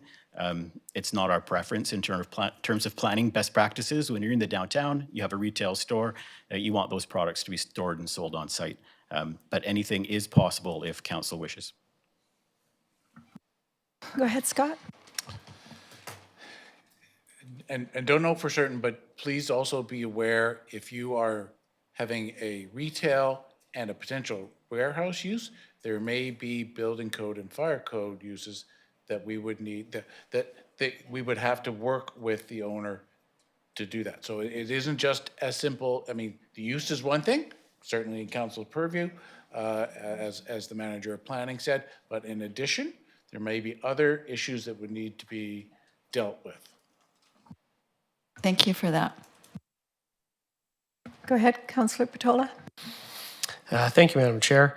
I admire the creativity of council and the willingness to work with all members of our community, including the business community and individual businesses to retain their services. That's part of what makes this city a city. However, I think that the proper process would be for an individual to be creative and to come up with a plan that complies with the existing bylaws or makes a suggestion that might alter the bylaws, but does so in a way that facilitates the greater use of the area, and that greater use being, of course, a commercial zone. At this point, I have heard nothing from the applicant that would change over the next 3 years. And then in 3 years, we'll be at the same point of saying, well, there's no commercial use there. Again, that's not the point of a temporary use application. It's not the purpose of delaying the inevitable. And so I could not support this application. Should a different application come forward that asks for some type of rezoning to facilitate the commercial aspect of this building and add additional uses, I would consider that, but with no suggestions as to any change whatsoever except continued non-compliance or authorizing a continued non-compliance, I cannot support the application. Thank you. I believe another member of the audience would like to participate. Come up, Mr. Chopra.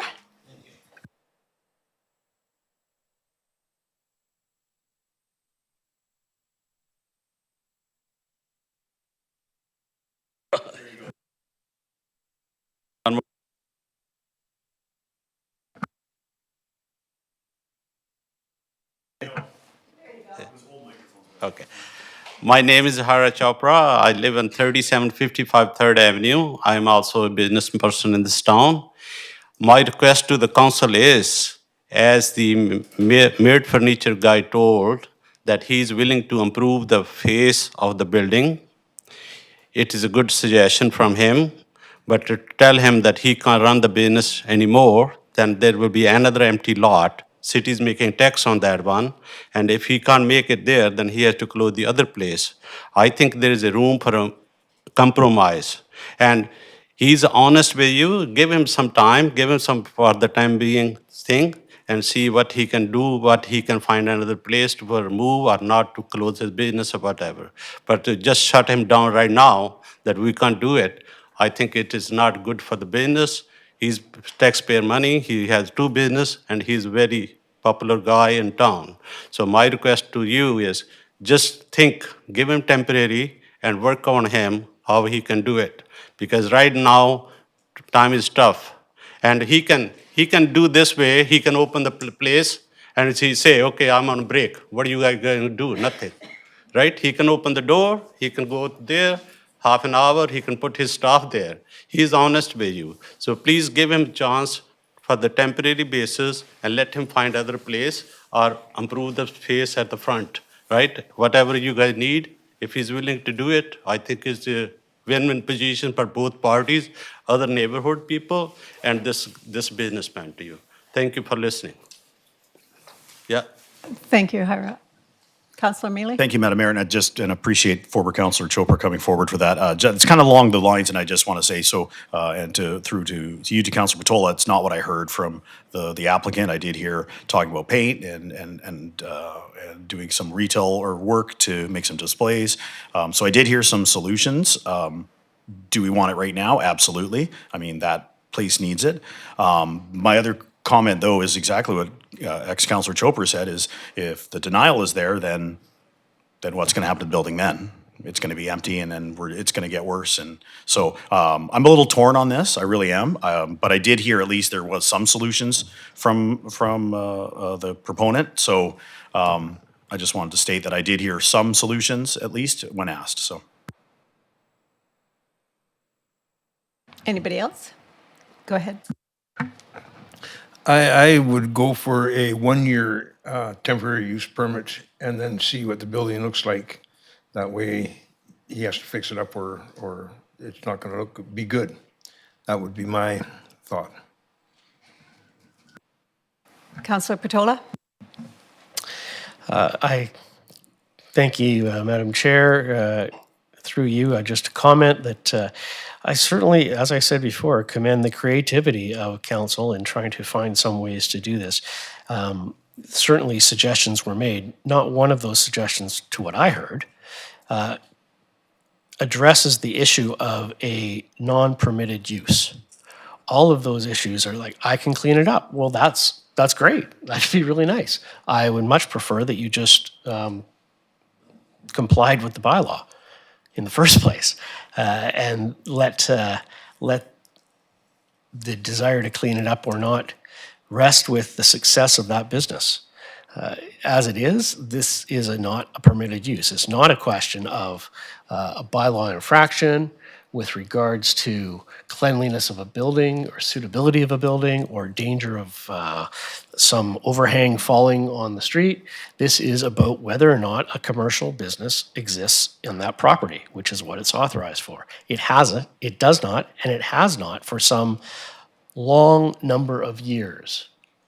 So the individual is presumed to be knowledgeable of the law, is presumed to have known that they are not in compliance for these long number of years, has done nothing about becoming in compliance, and has said today nothing about a plan in my hearing to change the use of that property to be in compliance with the bylaw and zoning. Therefore, again, I continue to not support this.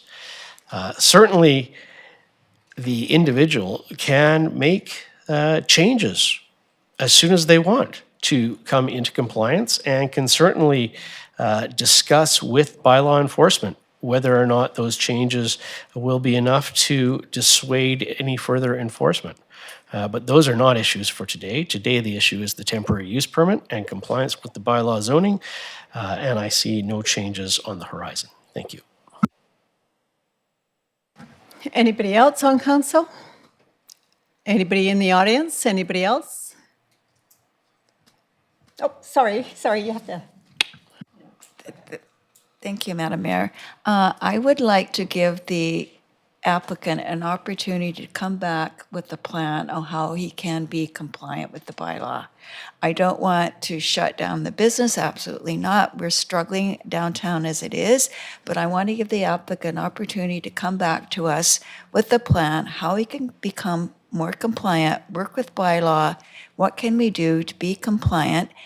If the suggestion that Carol Ann had, is that going to work for you or is it not going to work for you? What are you going to do? And what are you going to do to fix up the building? So I would like to actually defer this decision, let's say for 6 to 8 weeks to give him an opportunity to develop a plan and come back to council, and then we can make a decision at that time. Thank you, and go ahead, Scott. I see that you're,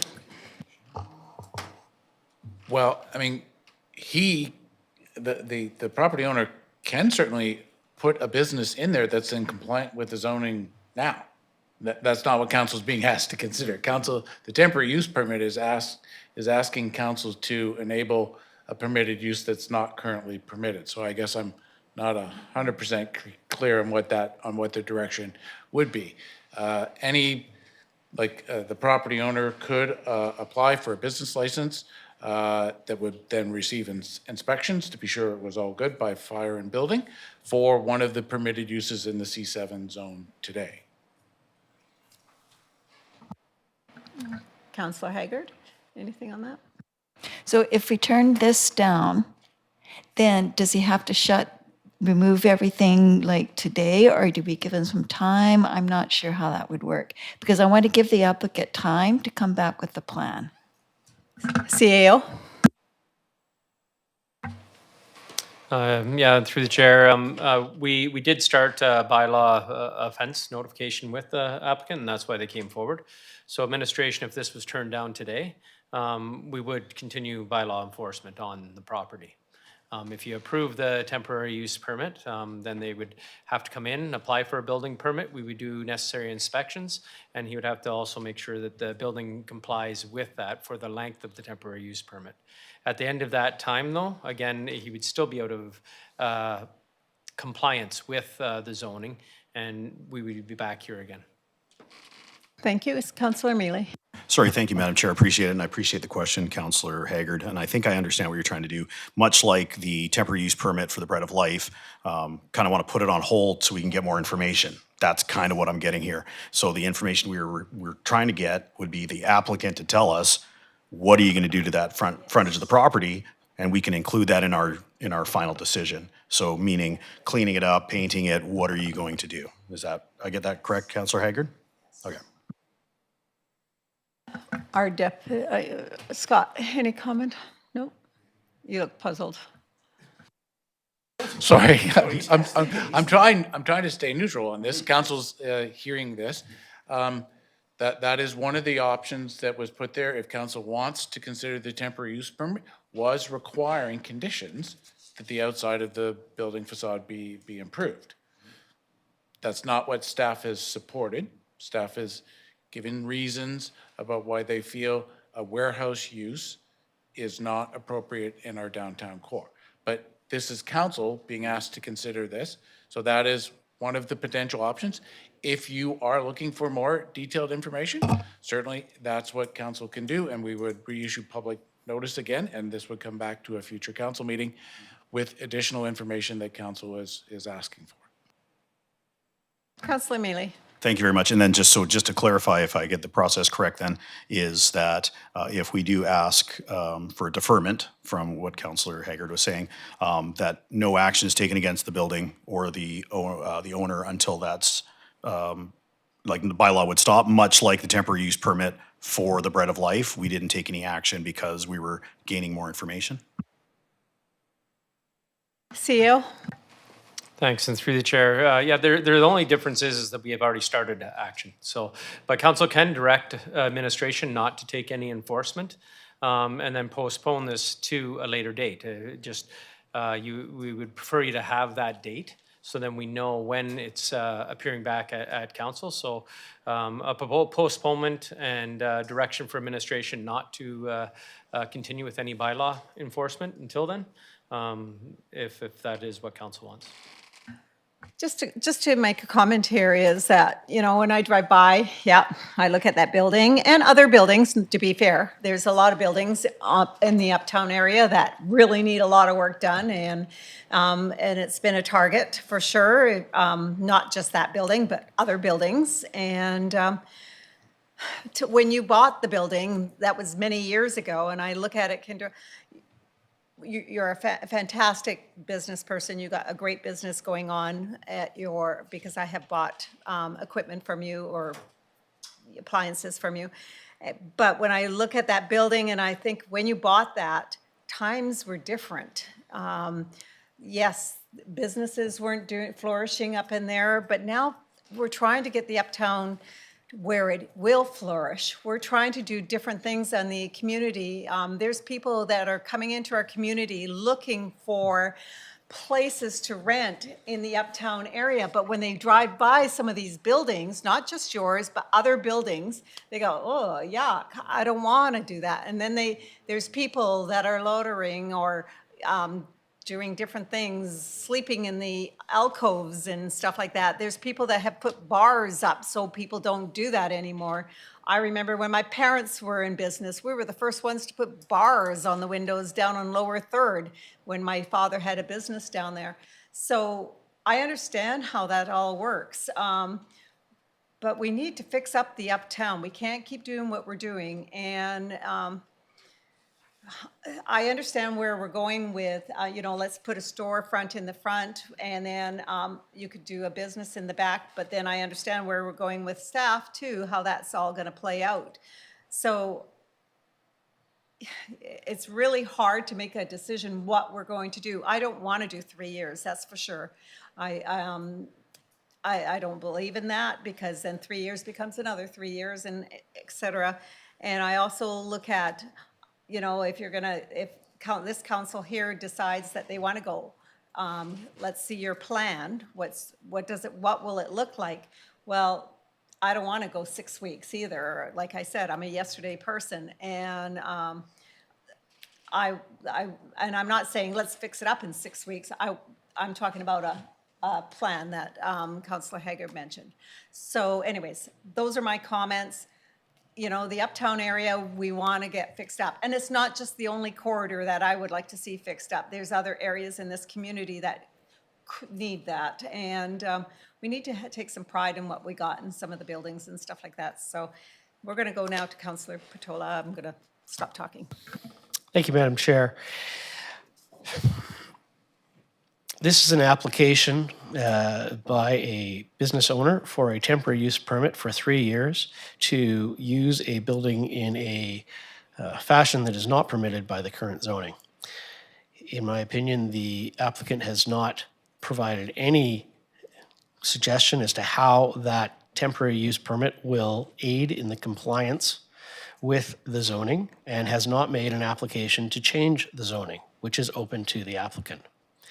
There are other options that are open to the applicant, and I would not presume to put myself in the applicant's shoes and determine for them what the best business practice for their individual situation is.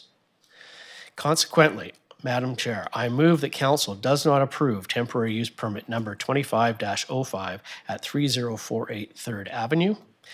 It is open to the applicant to come back with any other suggestions or plans that they come up with. So we have a motion on the floor, second. Okay, that motion is defeated. Go ahead, Councillor Mealy. Thank you, Madam Mayor, or thank you, Madam Chair. I appreciate that. So understanding the conversation we've had today and understanding probably the need of more information, I would like to move that we postpone this decision until the March 9th meeting of council. We allow the owner to report to council a plan on how the storefront will be revitalized and cleaned up, and that bylaw take no action in that time. Scott? I know. Second, anybody? Second, and Scott.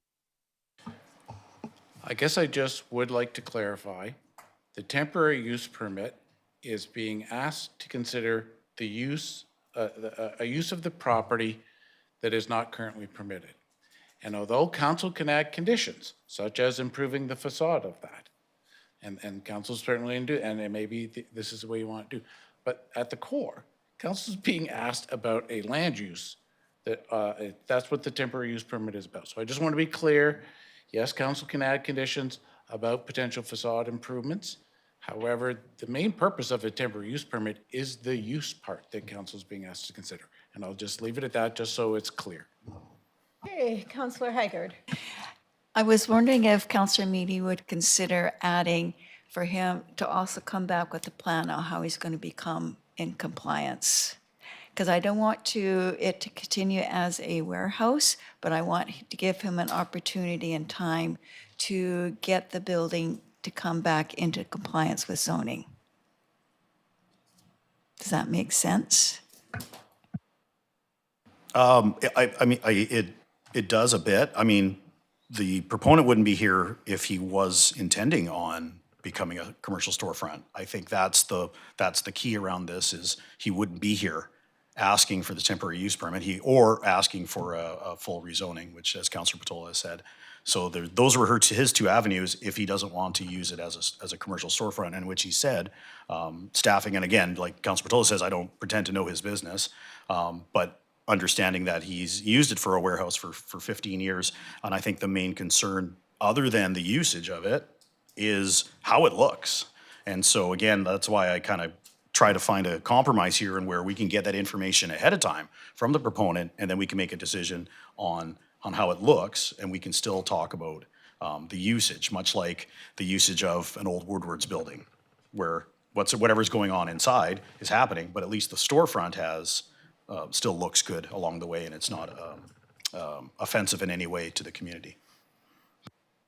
So, sorry, I guess the answer to that would be no, Councillor Haggard, I guess, to your friendly amendment. So I guess the answer to your question would be no to your friendly amendment. Sorry if I could forgot that part of that. So I want council also to be aware, I'm going to play devil's advocate here, that if we go ahead with this and it becomes a warehouse, we have other buildings in the city in the same mode. So be aware, you're opening up Pandora's box too. So I just want everybody to be aware of that. It could happen, and I'm not saying it's going to happen. So Councillor Mealy. Yeah, thank you, Madam Chair, and I appreciate that. I think just at this point, what I'm trying to accomplish, and what Councillor Haggard has said, is to just, before we get to that final decision, we get a little more information on how it's going to look. This could still come forward in March 9th and still be defeated by council as a whole and go forward because the answers weren't good enough. Yeah, that's just what I'll say on that.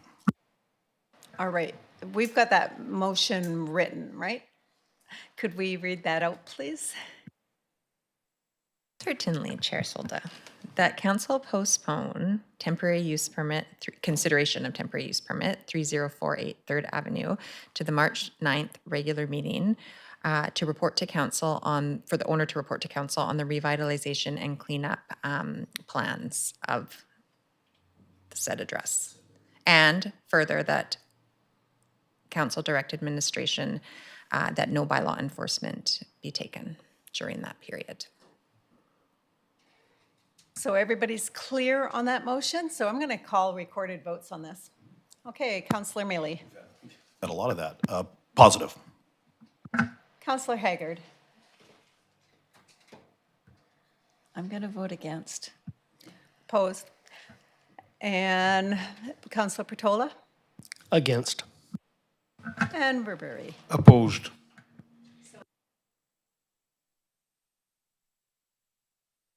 Oh, sorry. The motion is defeated. Sorry, I turned off my mic on that. Okay, so where does council want to go now? Sorry, point of order. Yes. Point of order, Madam Chair. Yep. It was a recorded vote. We didn't get your vote. Oh, I did vote as I went. I'm sorry, I didn't see it on the way by. It was really Yeah, quick. yeah. Sorry. Okay, and so where does council want to go? So now what happens here? Okay, you got. No. Sorry, Madam Mayor. I mean, we've gone, the temporary use permit to be denied was declined. The motion in the Yep. middle, which I thought was declined. So the next step is to approve. Yep. The So we're temporary gonna use go back permit? to the original motion. Isn't that where we normally go for that one? Somebody. Just to be clear, and the corporate officer could correct me, it's not the original motion wasn't declined, it was never seconded. So I've never, it's a deadlock here. So maybe staff could help me with that, CAO? Yeah, through the chair, if it just stays stagnant, the whole issue will die and we will continue enforcement. So, okay, so enforcement continues with, okay. And so down the road, maybe you could tell us exactly what happens. Okay, so now we have it, if we continue with enforcement, let's tell us how that's all gonna work out, or should work out. CAO. Through the chair, I believe fines would be the first step. So they would receive fines and until they come into compliance. Everybody's clear? Okay, thank you, and let's go to the next, let's move on. I think that's how we leave it now. Okay, let's. Sorry, call- if I may, Madam Yes. Mayor, and just to say, yeah, you are correct. The next step, or the next possible motion would be to approve the temporary use permit. However, I feel that that's not gonna fly here. So we're kind of at a deadlock here. Yep, so, okay, let's ask Councillor Dame to come back and let's move on with the agenda. Thank you.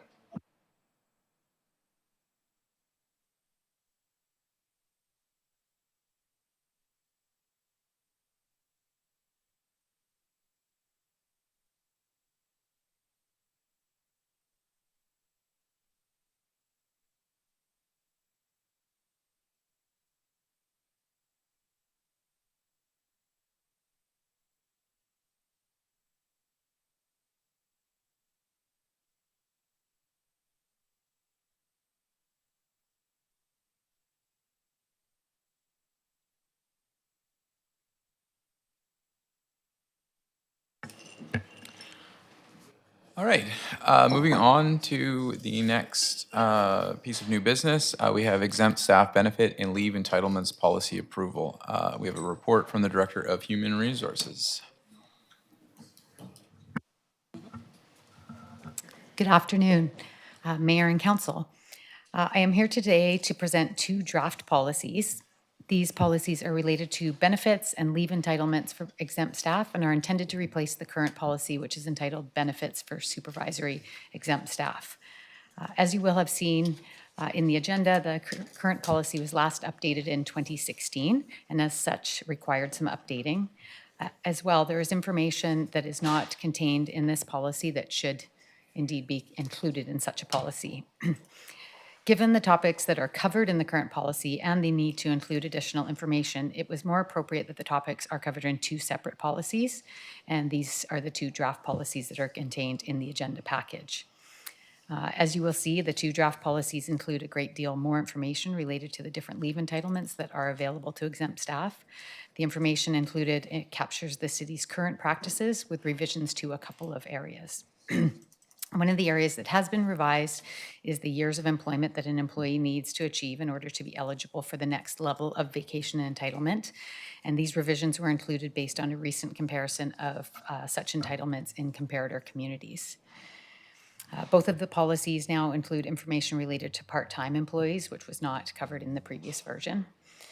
The draft policies included in the agenda package now provide a comprehensive overview of the benefits and leave entitlements that are available for exempt employees, and staff is recommending that council approve benefits exempt staff policy number 5002-2 and leave entitlements exempt staff policy number 5002-3. And if there are any questions, I'd be happy to answer them. Thank you. Any discussion? Councillor Mealy. Thank you, Mr. Chair. Appreciate that. Thank you for the report. The annual vacation entitlement, and I apologize because I don't see the previous, this is just the draft of the new one. So those changes, will that, let's see, how am I going to put this? Will that allow, or will that mean that the city has to pay some retroactive vacation pay to people kind of in the middle if they were in year 9? Does that change? No, there will be no retroactive application of anything included in these draft policies. All right, any other comments? Councillor Bertola.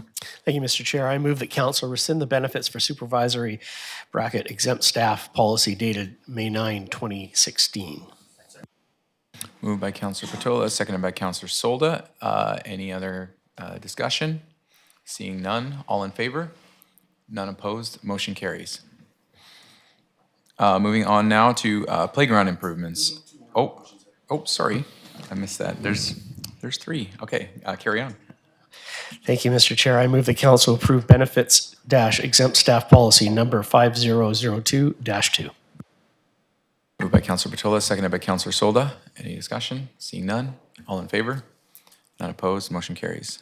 And next. And finally, Mr. Chair, I move that council approve leave entitlements exempt staff policy number 5002-3.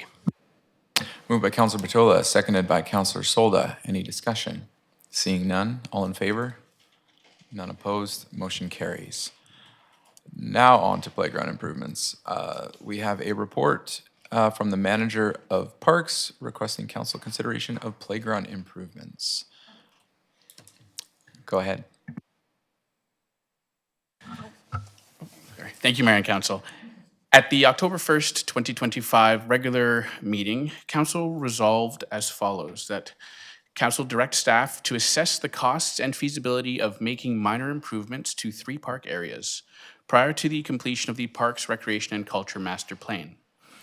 These neighborhood parks are well used and provide valuable green space within the community, but have minor amenity needs that could be addressed prior to the larger strategic direction that will be set through the Parks, Recreation and Culture Master Plan. The report in the agenda presents council with 3 options, with staff recommending option 1, which would see minor upgrades to each park area over a period of 3 years. If there are any questions, I would be happy to answer them. Councillor Bertola. Thank you, Mr. Chair. Through you to the director. I'm wondering if there was any consideration for these improvements to comply or be under the definition of accessible playgrounds? Through the CAO, there are recommendations provided in option 2 that would see the park surfaces become more accessible, and that is with the replacement of the engineered wood fiber and replacing it with the play and pour surfacing. But that was placed in option 2, given the significant cost difference between the 2 surfaces.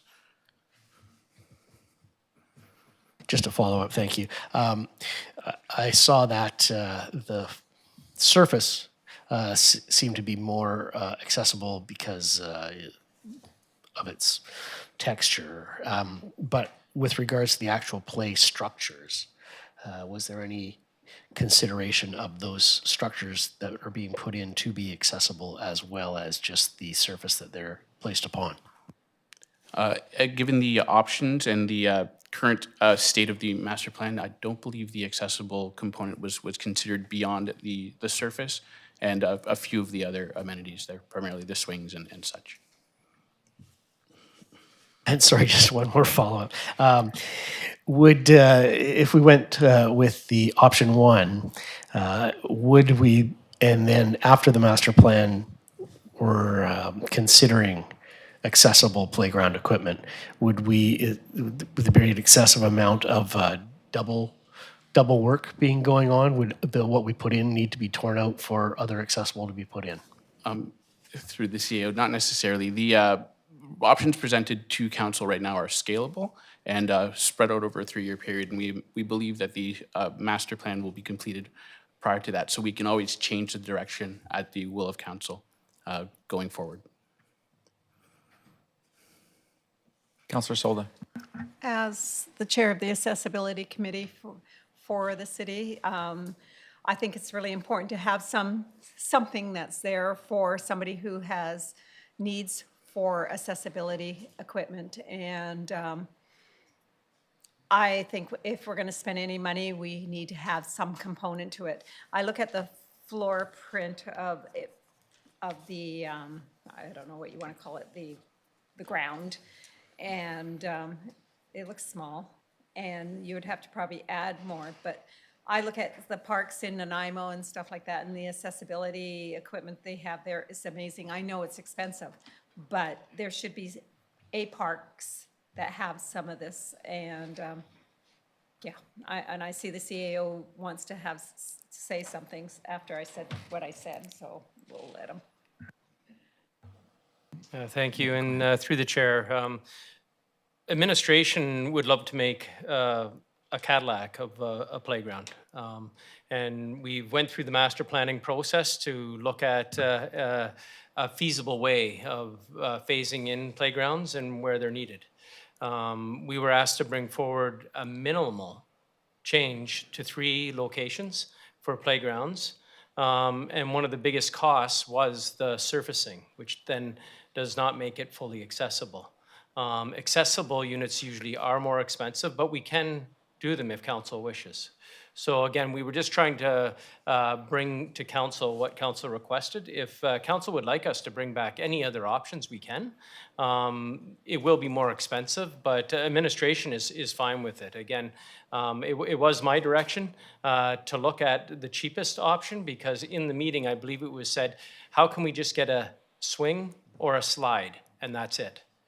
That is not accessible for everyone. So again, when we look at playground equipment, it is scalable. So if council wishes to do one or the other at a different level of accessibility, administration is more than happy to work in whatever direction council wants. And then when we have the master plan, we'll have even more of a defined on what the public wants and also what our consultants are recommending. Councillor Mealy. Thank you, Mr. Mayor. Appreciate it. I guess, yeah, I remember the discussion, and Madam Mayor brought it forward too to talk about it. So, and she's not here to speak on it, but I know she was very supportive of the parks and rejuvenating the parks and all the structures on it. I guess the one question would be for me, and I'm not sure if it's even answerable at this point, but when we talk about accessibility, and maybe even Councillor Solda may know this through committee, is there provincial or federal grant funding that would help us with the surface? The structures itself doesn't seem like it's the issue at this time, but it's the accessibility to get to those, and through, yeah, and like a wood fiber safety surfacing, or having some chips down or whatever, definitely does not make it accessible. But is there some funding available that we know that can help us out? Because I would love to have, sorry, I apologize, Councilor, going back to Nanaimo, it's Maffeo Sutton Park, I think it is, right? Got to remember that. Wonderful, unbelievable playground. A lot of money, understandable, but yes, like anybody can access it, and it was amazing to see that day in the sun and that. So I'd love to see that. I totally agree. But in saying that, do we want the Cadillac? Yeah, we got to pay for it. If we want the Cadillac, we got to pay for it. But there are certain people in our community that deserve to go to the playgrounds as well.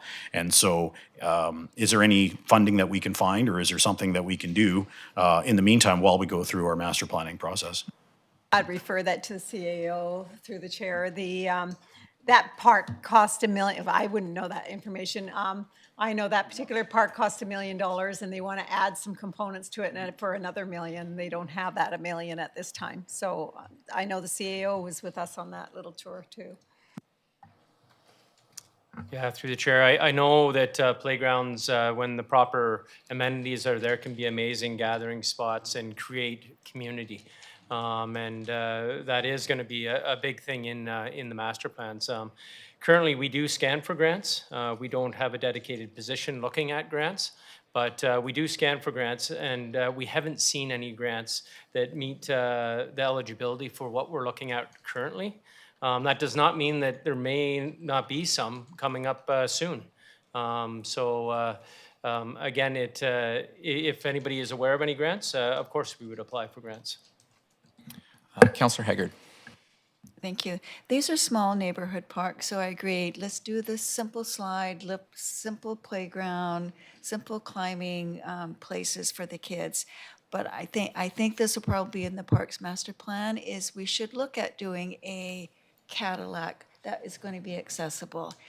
We can't make every playground accessible because the cost is too prohibitive, but let's do one big, nice, beautiful park where people can go to and enjoy, everyone in our community.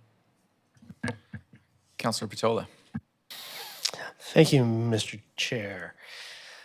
I agree with everything that's been said. Only like Councillor Solda, I'm let's get things done right now kind of approach, at least on this issue. So I would make a motion that council directs staff to proceed with option 1 for parks at 16th Avenue and River Road, and option 2 for the park at 11th Avenue. That's the motion, and I can speak to it if someone seconds it. Okay, we have a motion from Councillor Patola, seconded by Councillor Solda. And go ahead if you want to speak to it. Thank you, Mr. Chair. As in life, you never get the full loaf of bread, but sometimes you get half the loaf. And that's exactly what my proposal is. I think it's very important to have an accessible playground. And if that accessibility means just the surface area, then we should have at least one, and that should be the first thing that we do. I note that this is a staged approach, and so the remaining 2 parks will be done, approached in separate fiscal years, and likely after the master plan comes back. So under the guise of let's get something done quickly and easily, we're really not doing 3 parks quickly and easily. We're going to do 1 this year. And I just think that the one that's done this year should be have an accessible option wherever possible. The next 2 can be scaled up as the master plan comes in, and even the first one can be scaled up as the master plan comes in. But this is a clear intent to build inclusive community. Thank you. Are there any comments? Yeah, go ahead, Councillor Solda. And there's a possibility that there's organizations that really would like to donate to a park and have some piece of equipment, so you never know on that. The other thing I want to bring up, when we talk about accessibility playgrounds and that, there was that organization that came here and made a presentation to us regarding, and they are regarding accessibility parks, and they are looking at something right now, well, not at the second, but they are looking at doing the park still in another area, and it's on private land, but which will be donated to them. So there is somewhere along the line something happening. So I just thought I'd inform council. Any other comments, Councillor Haggard? Thank you, Councillor Patola. I agree that something should be done, but I think we want that Cadillac part, we want it to be central. And I don't think that the 10th Avenue Park is central. I think I would rather prefer Williamson Park to have that big Cadillac accessible. It's more central to people in Northport and Southport and people traveling. So just my 2 cents. Go ahead, CAO. Through the chair, I think I'm understanding council would really like to see accessibility everywhere. We can always, when we procure the items, we can see if we can find out the costs or see if we can work on maybe a slightly different design. I see some of the options, like option 1 on 16th Ave, if the picture is representational, that one has an accessible, I believe.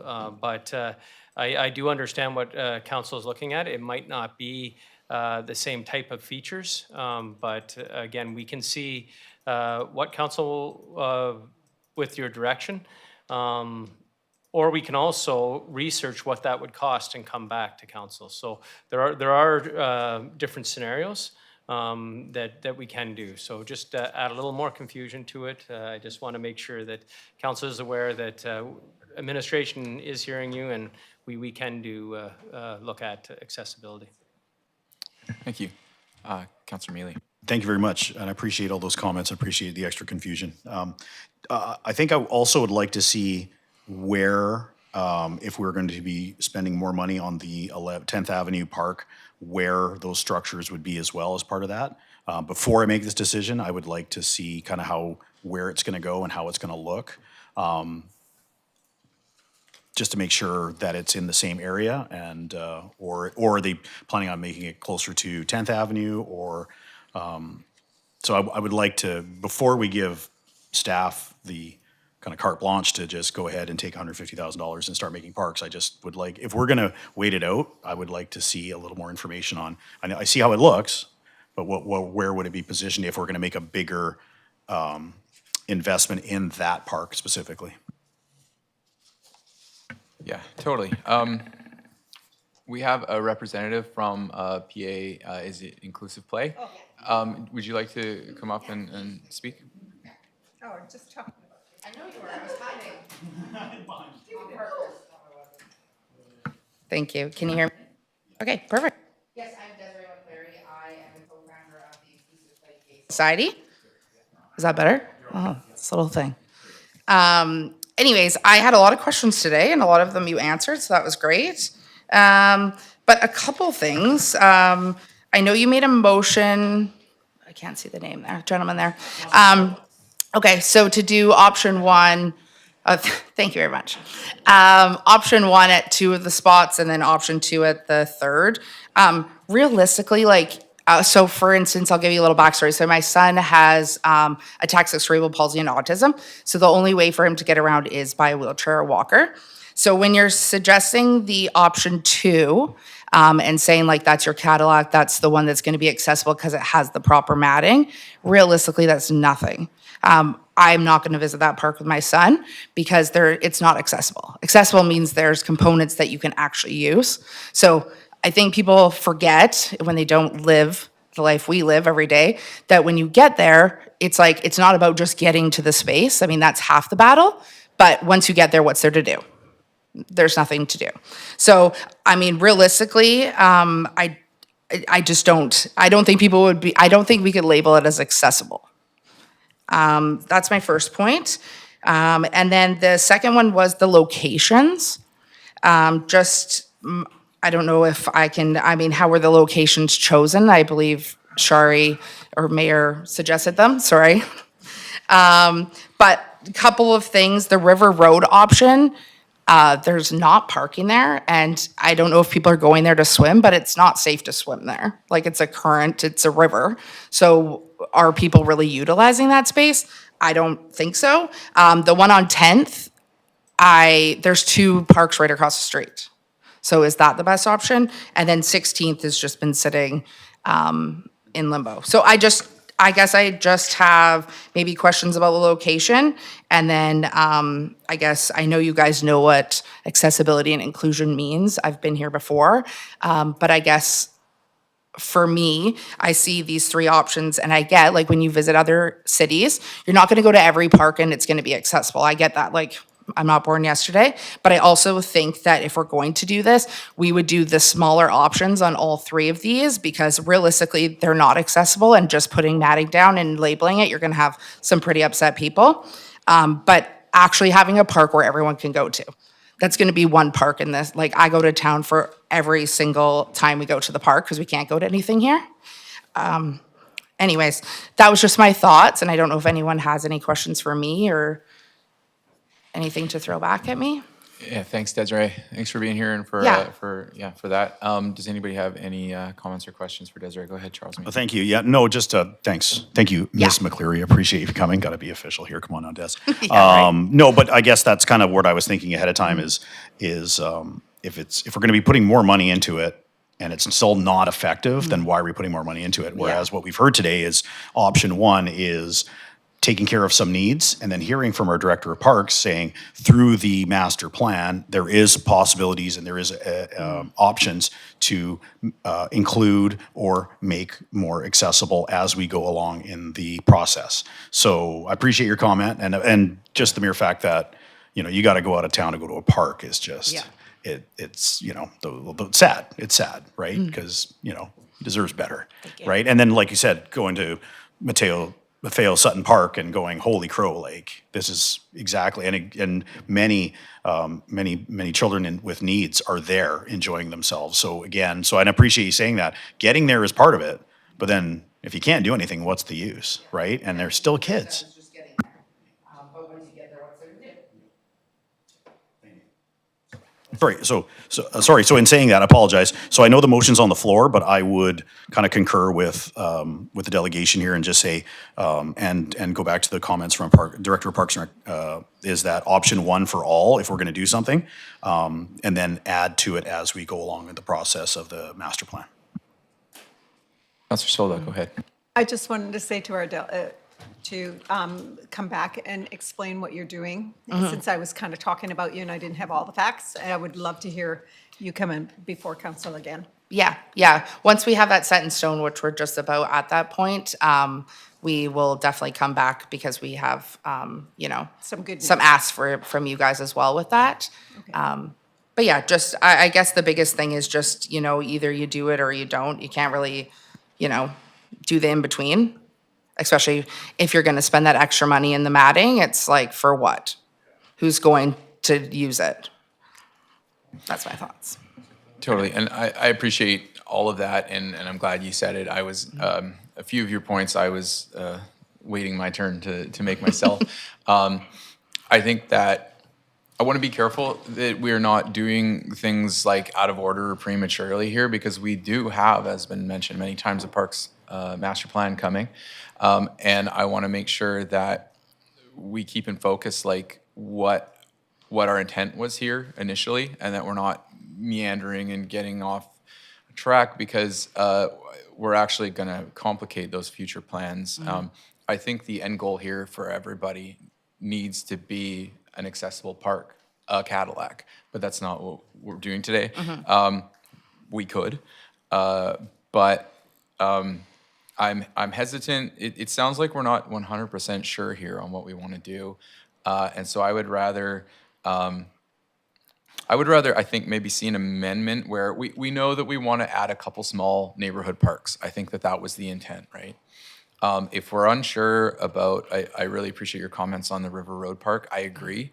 I also know that there's been a lot of demand for a park in Westport, which I feel is pretty valid.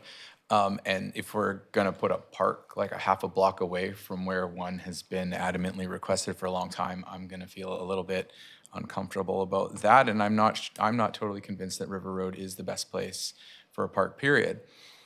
So I would maybe want to see an amendment to this motion where we just remove the River Road one and we go with two option ones for 16th and 11th. And then we continue to work towards that big Cadillac park that we're talking about down the road. I think I'm gonna make a motion that we amend to remove River Road from the motion, and that we go to option one for the 11th Avenue Park and the 16th Avenue Park, and we just do two parks for now, and we continue to move toward, Go ahead, Councillor Patola. Thank you, Mr. Chair. And I should say, sorry, do I have a seconder? Okay, Councillor Haggard has seconded. Yeah, so that. Okay, I'm being told it's a new motion. Okay. It's Okay, apologies. Okay, so then we will follow. vote on the proper motion on the procedure. floor and then Yeah, I got it. proceed with motions after that. Yeah. Okay, so original motion. Maybe we want to reread it then at this point.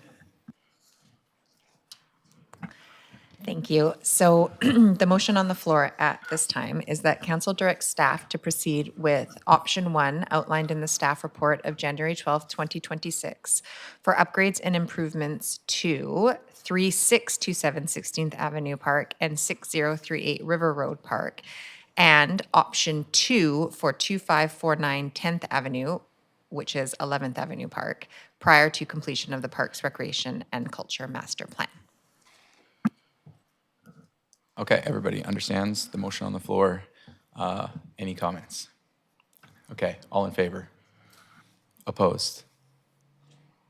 All right, so motion fails. Then I will make a subsequent motion that that council directs staff to proceed with option 1 outlined in the staff report of January 12, 2026 for upgrades and improvements to 2549 10th Avenue, 11th Avenue Park, and 3627 16th Avenue Park, prior to completion of the Parks and Recreation and Culture Master Plan. And Councillor Solda has seconded. Discussion.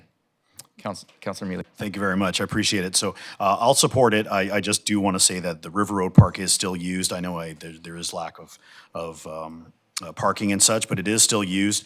It is still an access to the water as well. It is not as easily accessible to the water as it used to be as the current comes down, and there is the dock right in the property next door, does not allow the current to come through anymore and clean the beach per se.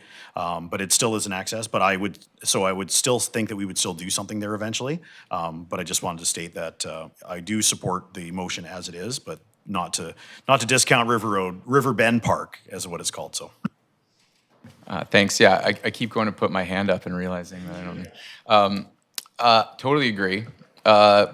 But I just think that there's a tension there with the Westport Park. And I'm not saying that it needs to stop with this motion, that we can't make subsequent motions. I think that if we want to discuss Westport Park, that's just not, I'm going to stay focused on the simple park for these 2 locations. So yeah, go ahead. Thank you, Mr. Chair. I appreciate that. And I agree. I just would like to say that with a lack of a park in Westport and a lack of a plan for a park in Westport, Riverbend Park is the only park in the area. Paper Mill Dam is the other one as well. But so those are the only 2. So just to make sure that we stay clear that Riverbend Park is the only viable park in the area at this time. And if we're not going to be doing something, and I understand why it's not in this motion today, because I think we want to do something comprehensive and so the mayor would probably say that, and I don't want to speak on behalf of the mayor, and she's probably going to call me later, but would like to have a really solid plan on Westport. So just to say, so again, I agree, and I will support the motion with River Road Park out. I just want to make sure that we understand that River Road Park, or Riverbend Park, and Paper Mill Dam are the only 2 parks in the area for those residents right now, and we should just make sure we keep them up. Totally fair point. And maybe for me, that's all the more reason why we want to get this right.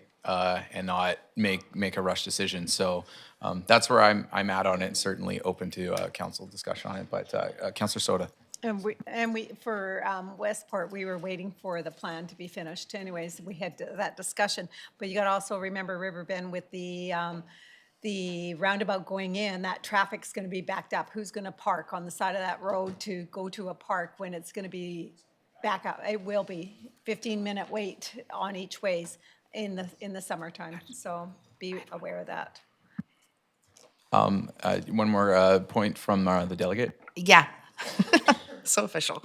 I just wanted to ask, when it comes to like parks that are outside the master plan, because I know that's its own whole thing, is there a way that can be filtered through like the accessibility advisory team just for like extra feedback or different things? Like I sit on that as well, and I know there's lots of individuals, like even adults that are on there that are in wheelchairs, and it might be some good feedback from them. Yeah, CAO, maybe you could comment on that. Yeah, through the chair, of course it could be. I believe you were on the list for the consultant to reach out to. Okay. So I'm not sure if they already have or No. if you're on the list. Okay. But they should be reaching out about the draft plan. Thank you. Appreciate it. Thank you, guys. Yeah, thanks for being here. I definitely agree that would be a connection. That would be important to make CAO. Through the chair, we are going to just put in the actual dollar figure of 107 plus a 10% contingency in the motion, if council's okay with that, instead of just saying option one without that. Yeah, I'm good with that. Seconder? Yeah. Okay.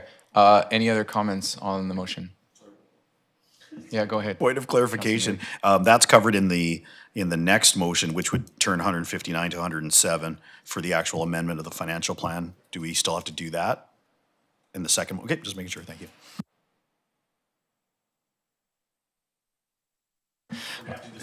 Okay. All right.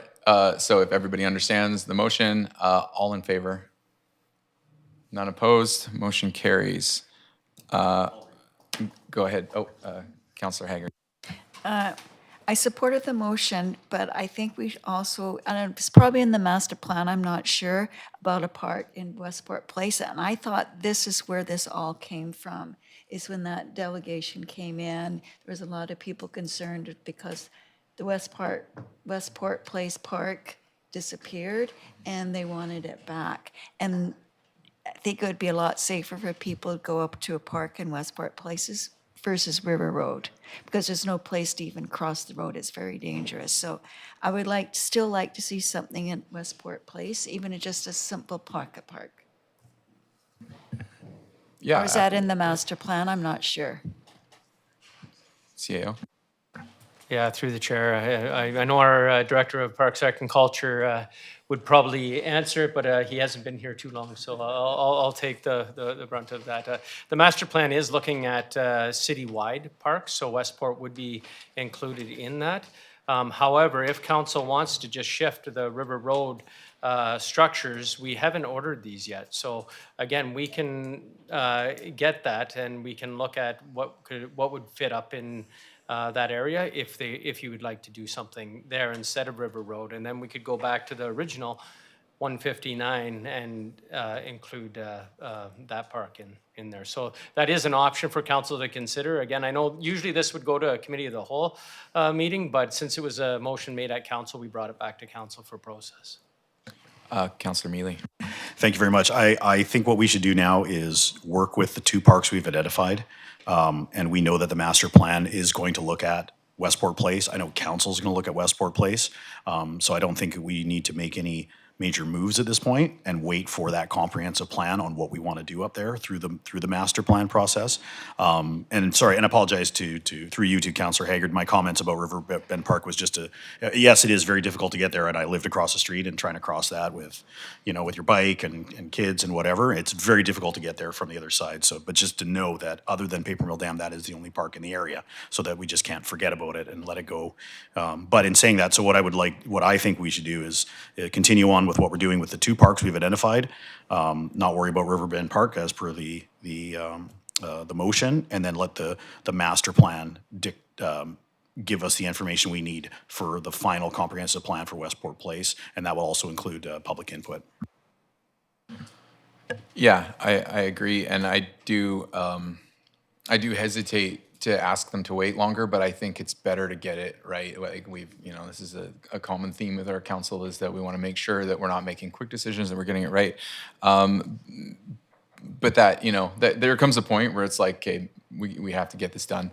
And I think that was Councilor Petola's point earlier, which I really appreciated. But okay, would you like to, go ahead. Yeah, if I can take a stab at this motion then with the change. So that'd be council amend the City of Port Alberni 2026-2030 Financial Plan Bylaw number 5138 to include $107,000 plus 10% contingency for the playground improvement projects at 2549 10th Avenue, 3627 16th Avenue from the Community Forest Reserve Fund. Do I have a seconder?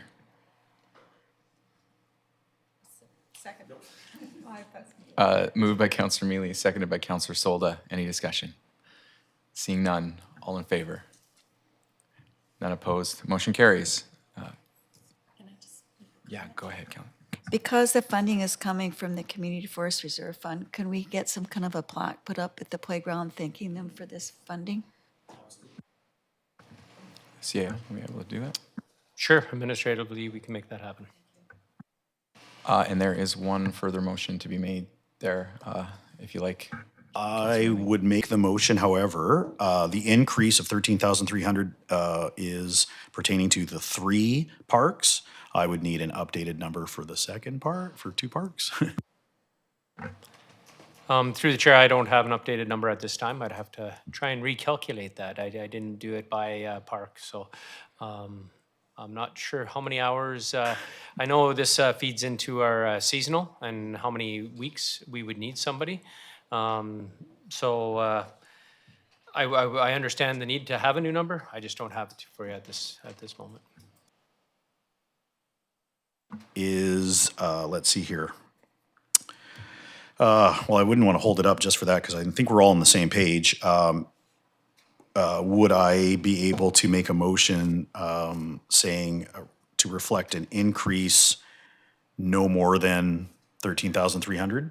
Would that be, sorry, without making the motion, would that be acceptable, council or staff? Is that, I mean, because I could say 10,000, but that if you need $10,100, then we're kind of hamstringing staff.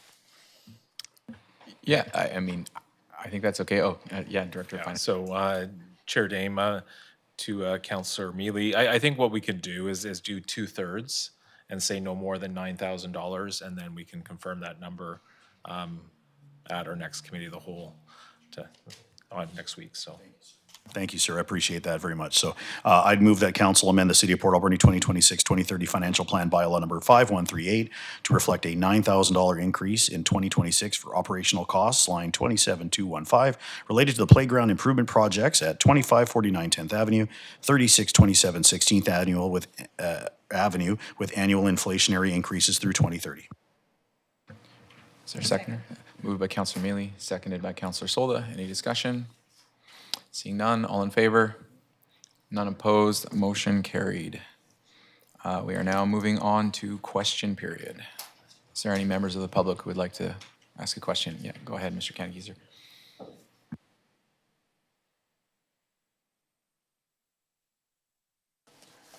Sitting in that chair for a few hours, I'm all stiff at my age. May I first of all say that you indeed have the most interesting council meetings.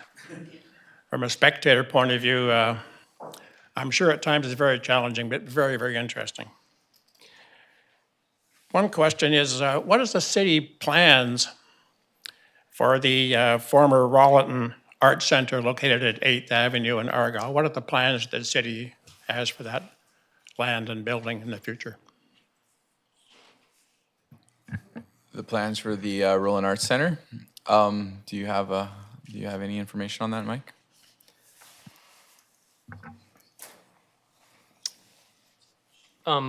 Through the chair, I don't have anything right off the bat. It is, the city has looked at different options of leasing that out to different groups. It was offered, I know one that is public, the arts community, what was offered this space, but declined that space. I know that it does need some upgrades before it can be leased out. At this time, that hasn't been. But besides that, again, we just continue to look for tenants that are possible. We did approach the provincial government also about added daycare spots for the new daycare that it's adjoining to it. But with that, that is all we have at this time. Great, thank you. So I take that to mean that when you built the daycare center next to it, you had no concrete plans for what we're going to do with that building. Several months back, I asked if there was some progress on developing comprehensive reviews of various capital projects. I was wondering if that progress is coming along anywhere on those reviews. Sorry, Mr. Kannegeezer, you said that you had requested a review? Well, I came here and asked that question some months ago, and the response from the CEO was that it was working on it, it's a work in progress, and I just wondered if there was any progress on those capital reviews. Oh, okay. I'll certainly pass it off to the CEO in a moment here, but just a point. that one of the reasons that it is only topics that are on the agenda that we typically take questions on is because it allows staff to be prepared to give thorough answers. And so I will pass this off to CAO, but in general, it's certainly helpful to ask questions based on the agenda. CAO? I'm sorry, I didn't read that part, my mistake. Through the chair, it depends on which capital review. Yeah, so I'm not sure if it was this budget, I just can't remember the conversation. So I'm more than happy to touch base after the meeting to try and understand which capital review that is. And for the questions before that, at the beginning of the renovation for the childcare spaces, there was a plan in place that the arts community was going to move back up to the Roland Arts Center after being down at Harbor Key for a while. That did not come to fruition, however. Okay, just thanks. again, I apologize for asking that question, but just to confirm, the 3 projects that I had in mind, with the intent of this review is to see how can I do these things better in the future? What can I learn from this project to do better in the future? And the 3 that I had mentioned before were the Welcome to Port Alberni sign, the improvements on Bird Street between 10th and 17th Avenue, and the Key to Key Trail. But here's one that is on the agenda. Referring to the lease, takeover of the lease at Clutter's Haven Marina tonight, or this afternoon, you allocated $1 million to basically to purchase the improvements at the marina over some period of time. The press release that was issued in late October spoke of sort of economic terms for the reason for ending the lease with the Port Authority, using terms like you wanted to ensure you had market value for municipal assets, the highest and best use of the land, and one that said it's fair and equitable to taxpayers. So you've just allocated $1 million for that. You've taken over the operations of Clutter's Haven Marina. The revenue you've lost from the Port Authority for property taxation because now you own it and operate, there's no property tax. So it's just a rental on the berths and on the property for donut trucks, et cetera, like that. You have to employ a manager, staff, have certain accounting time, administration time, council time, and you get all the complaints. You get all the people angry about berthing space and they can't use the launch pads and all this kind of stuff. So I just really gonna wonder what the city's rationale was and how can you explain to taxpayers that by taking over that marina, employing staff, spending $1 million to buy the infrastructure, you can really say that that is a way for fair and equitable treatment to taxpayers. Yeah, thanks for the question. When we chose to take over at the marina, it was a decision based on all of these factors taken into consideration. Certainly, in seeing an opportunity that the taxpayers could be benefiting from the revenue that is generated from this property, and at that point, the property was not generating revenue that was a good deal for the public, and so a business case was made, and it made sense to council, and so this is what we're moving forward with, is an opportunity for the public to actually see revenue that helps the community rather than and relieves taxation rather than seeing that revenue supporting the Port Authority. I don't know if there's anything that CAO would like to add, but. Sure. There will be a report coming forward that shows revenue generation and possible ways of operating the marina. under the previous lease, we leased it to the Port Authority for $1, and we did not receive taxation on that property.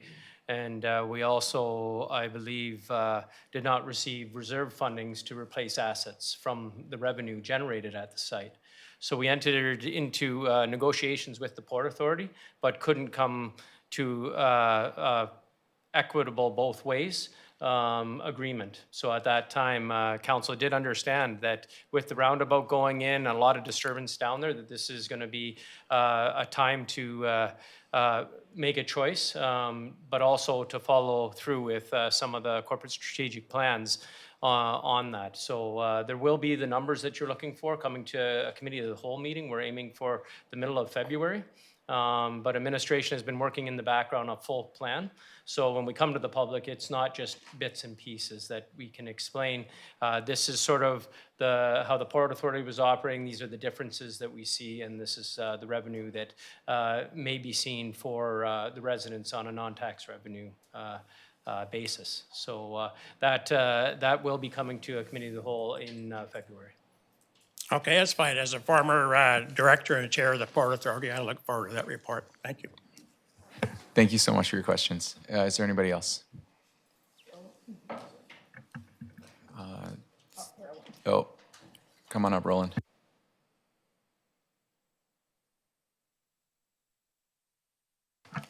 Happy New Year, everybody. If I can, thank you, Mr. Kagizer, you actually did most of the work for me, actually. If I can just get you to go to bullet on page 4 of today's agenda, report from in camera, bullet point 4. It's actually, Mr. Chair, it's probably a question for the Director of Finance. I'm curious about the line that says allocate $250,000 from surplus for 2026, supplemented by taxation as required. Does that mean allocate $250,000 from 2025 if there's a surplus from 2025?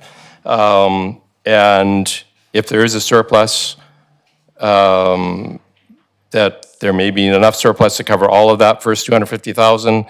If not, it's supplemented by taxation? Am I interpreting that line correctly? Go ahead, Director of Finance. To the chair, to the delegates, yes, that is correct. If we do have surplus for 2025, that would be the funding for the 2026 year. Okay, so and if we don't have a surplus, it will all be covered by taxation? That was the direction, yes. Okay. And if there is a surplus, is that surplus going to be populated from operational, capital, or a combination of the two? Is that where you're drawing the surplus from?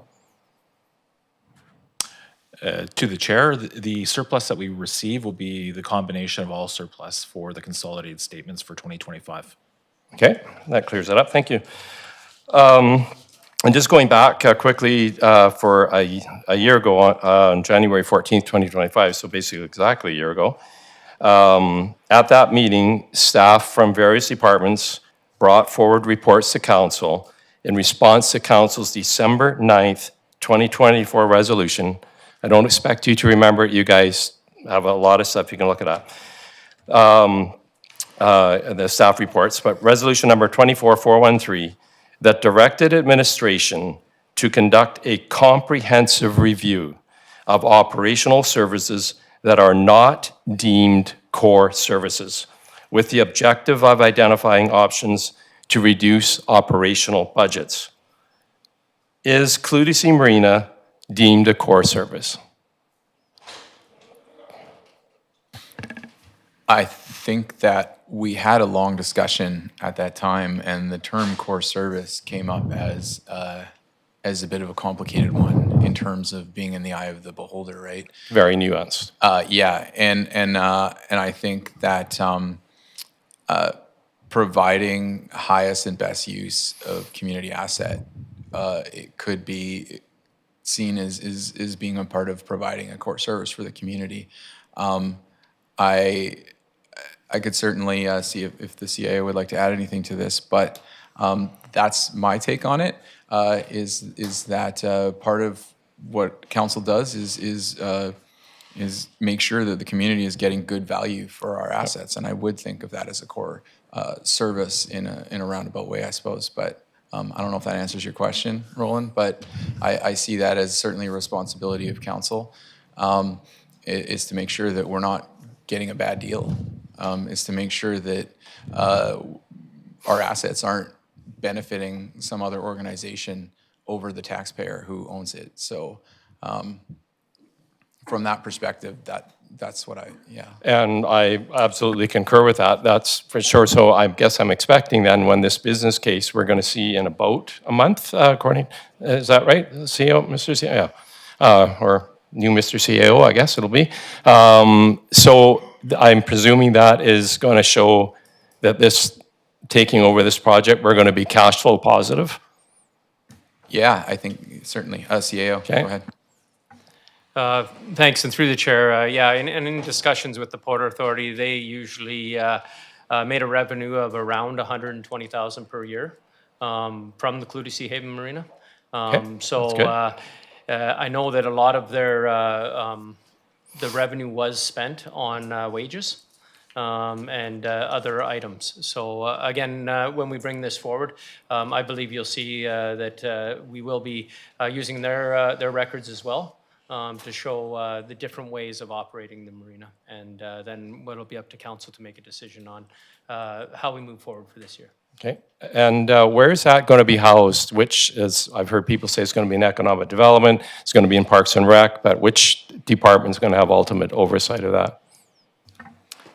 Through the chair, we've been working through that administratively, that very question, because Okay.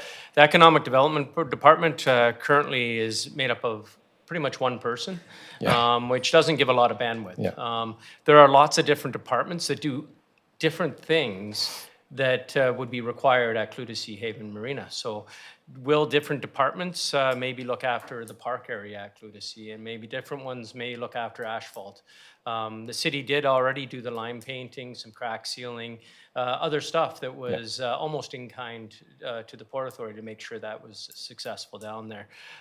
Maintaining the boardwalk, Parks already does that in some other areas. So we actually did do that for that boardwalk as well. So I think as we work through this, there's going to be part that will be in the economic realm, but there's also going to be parts that fall into other departments. Again, we're going to be trying to be as clear as we can at the at the Committee of the Whole meeting in February. But hopefully we give a clear projection and it doesn't change too much in the following year as we get into operating the marina. We've been very clear with council and the public. We haven't operated a marina, so this is new for everyone, and it could have some bumps. But with our view on it and looking at it, we believe that the public and the asset will be in better hands, being run the way that moving forward. Okay, yeah, and finally, obviously, this will be, because it's the city, it's going to be bargaining unit employees for the most part that are either attending the marina itself or watching the lawn tramp, all those sort of aspects that used to be undertaken by the Port Authority staff? Through the chair, it's how we look at it and how we decide to service Clutie Haven Marina. Are all those aspects necessary is one way to look at it. Yep. And there's many ways of looking at how we complete the work. Some of the work will be contract work, chances are, as we don't repair docks, we don't do the flotation or pilings. So we did put out an expression of interest earlier this year on companies that do that type of work. And then locking into an agreement with service values so we can have confidence in the budget for the 5 years process, we will be looking at that. But some services will probably fall to the bargaining unit, especially if it's only a small amount of work that can be supplemented by a seasonal position or a casual position that already exists, because a lot of the work that happens at the marina does happen during the summer months or the fall, Right. spring. So some of the infrastructure work down there will continue to be operated the same way it was, is because we were doing that work.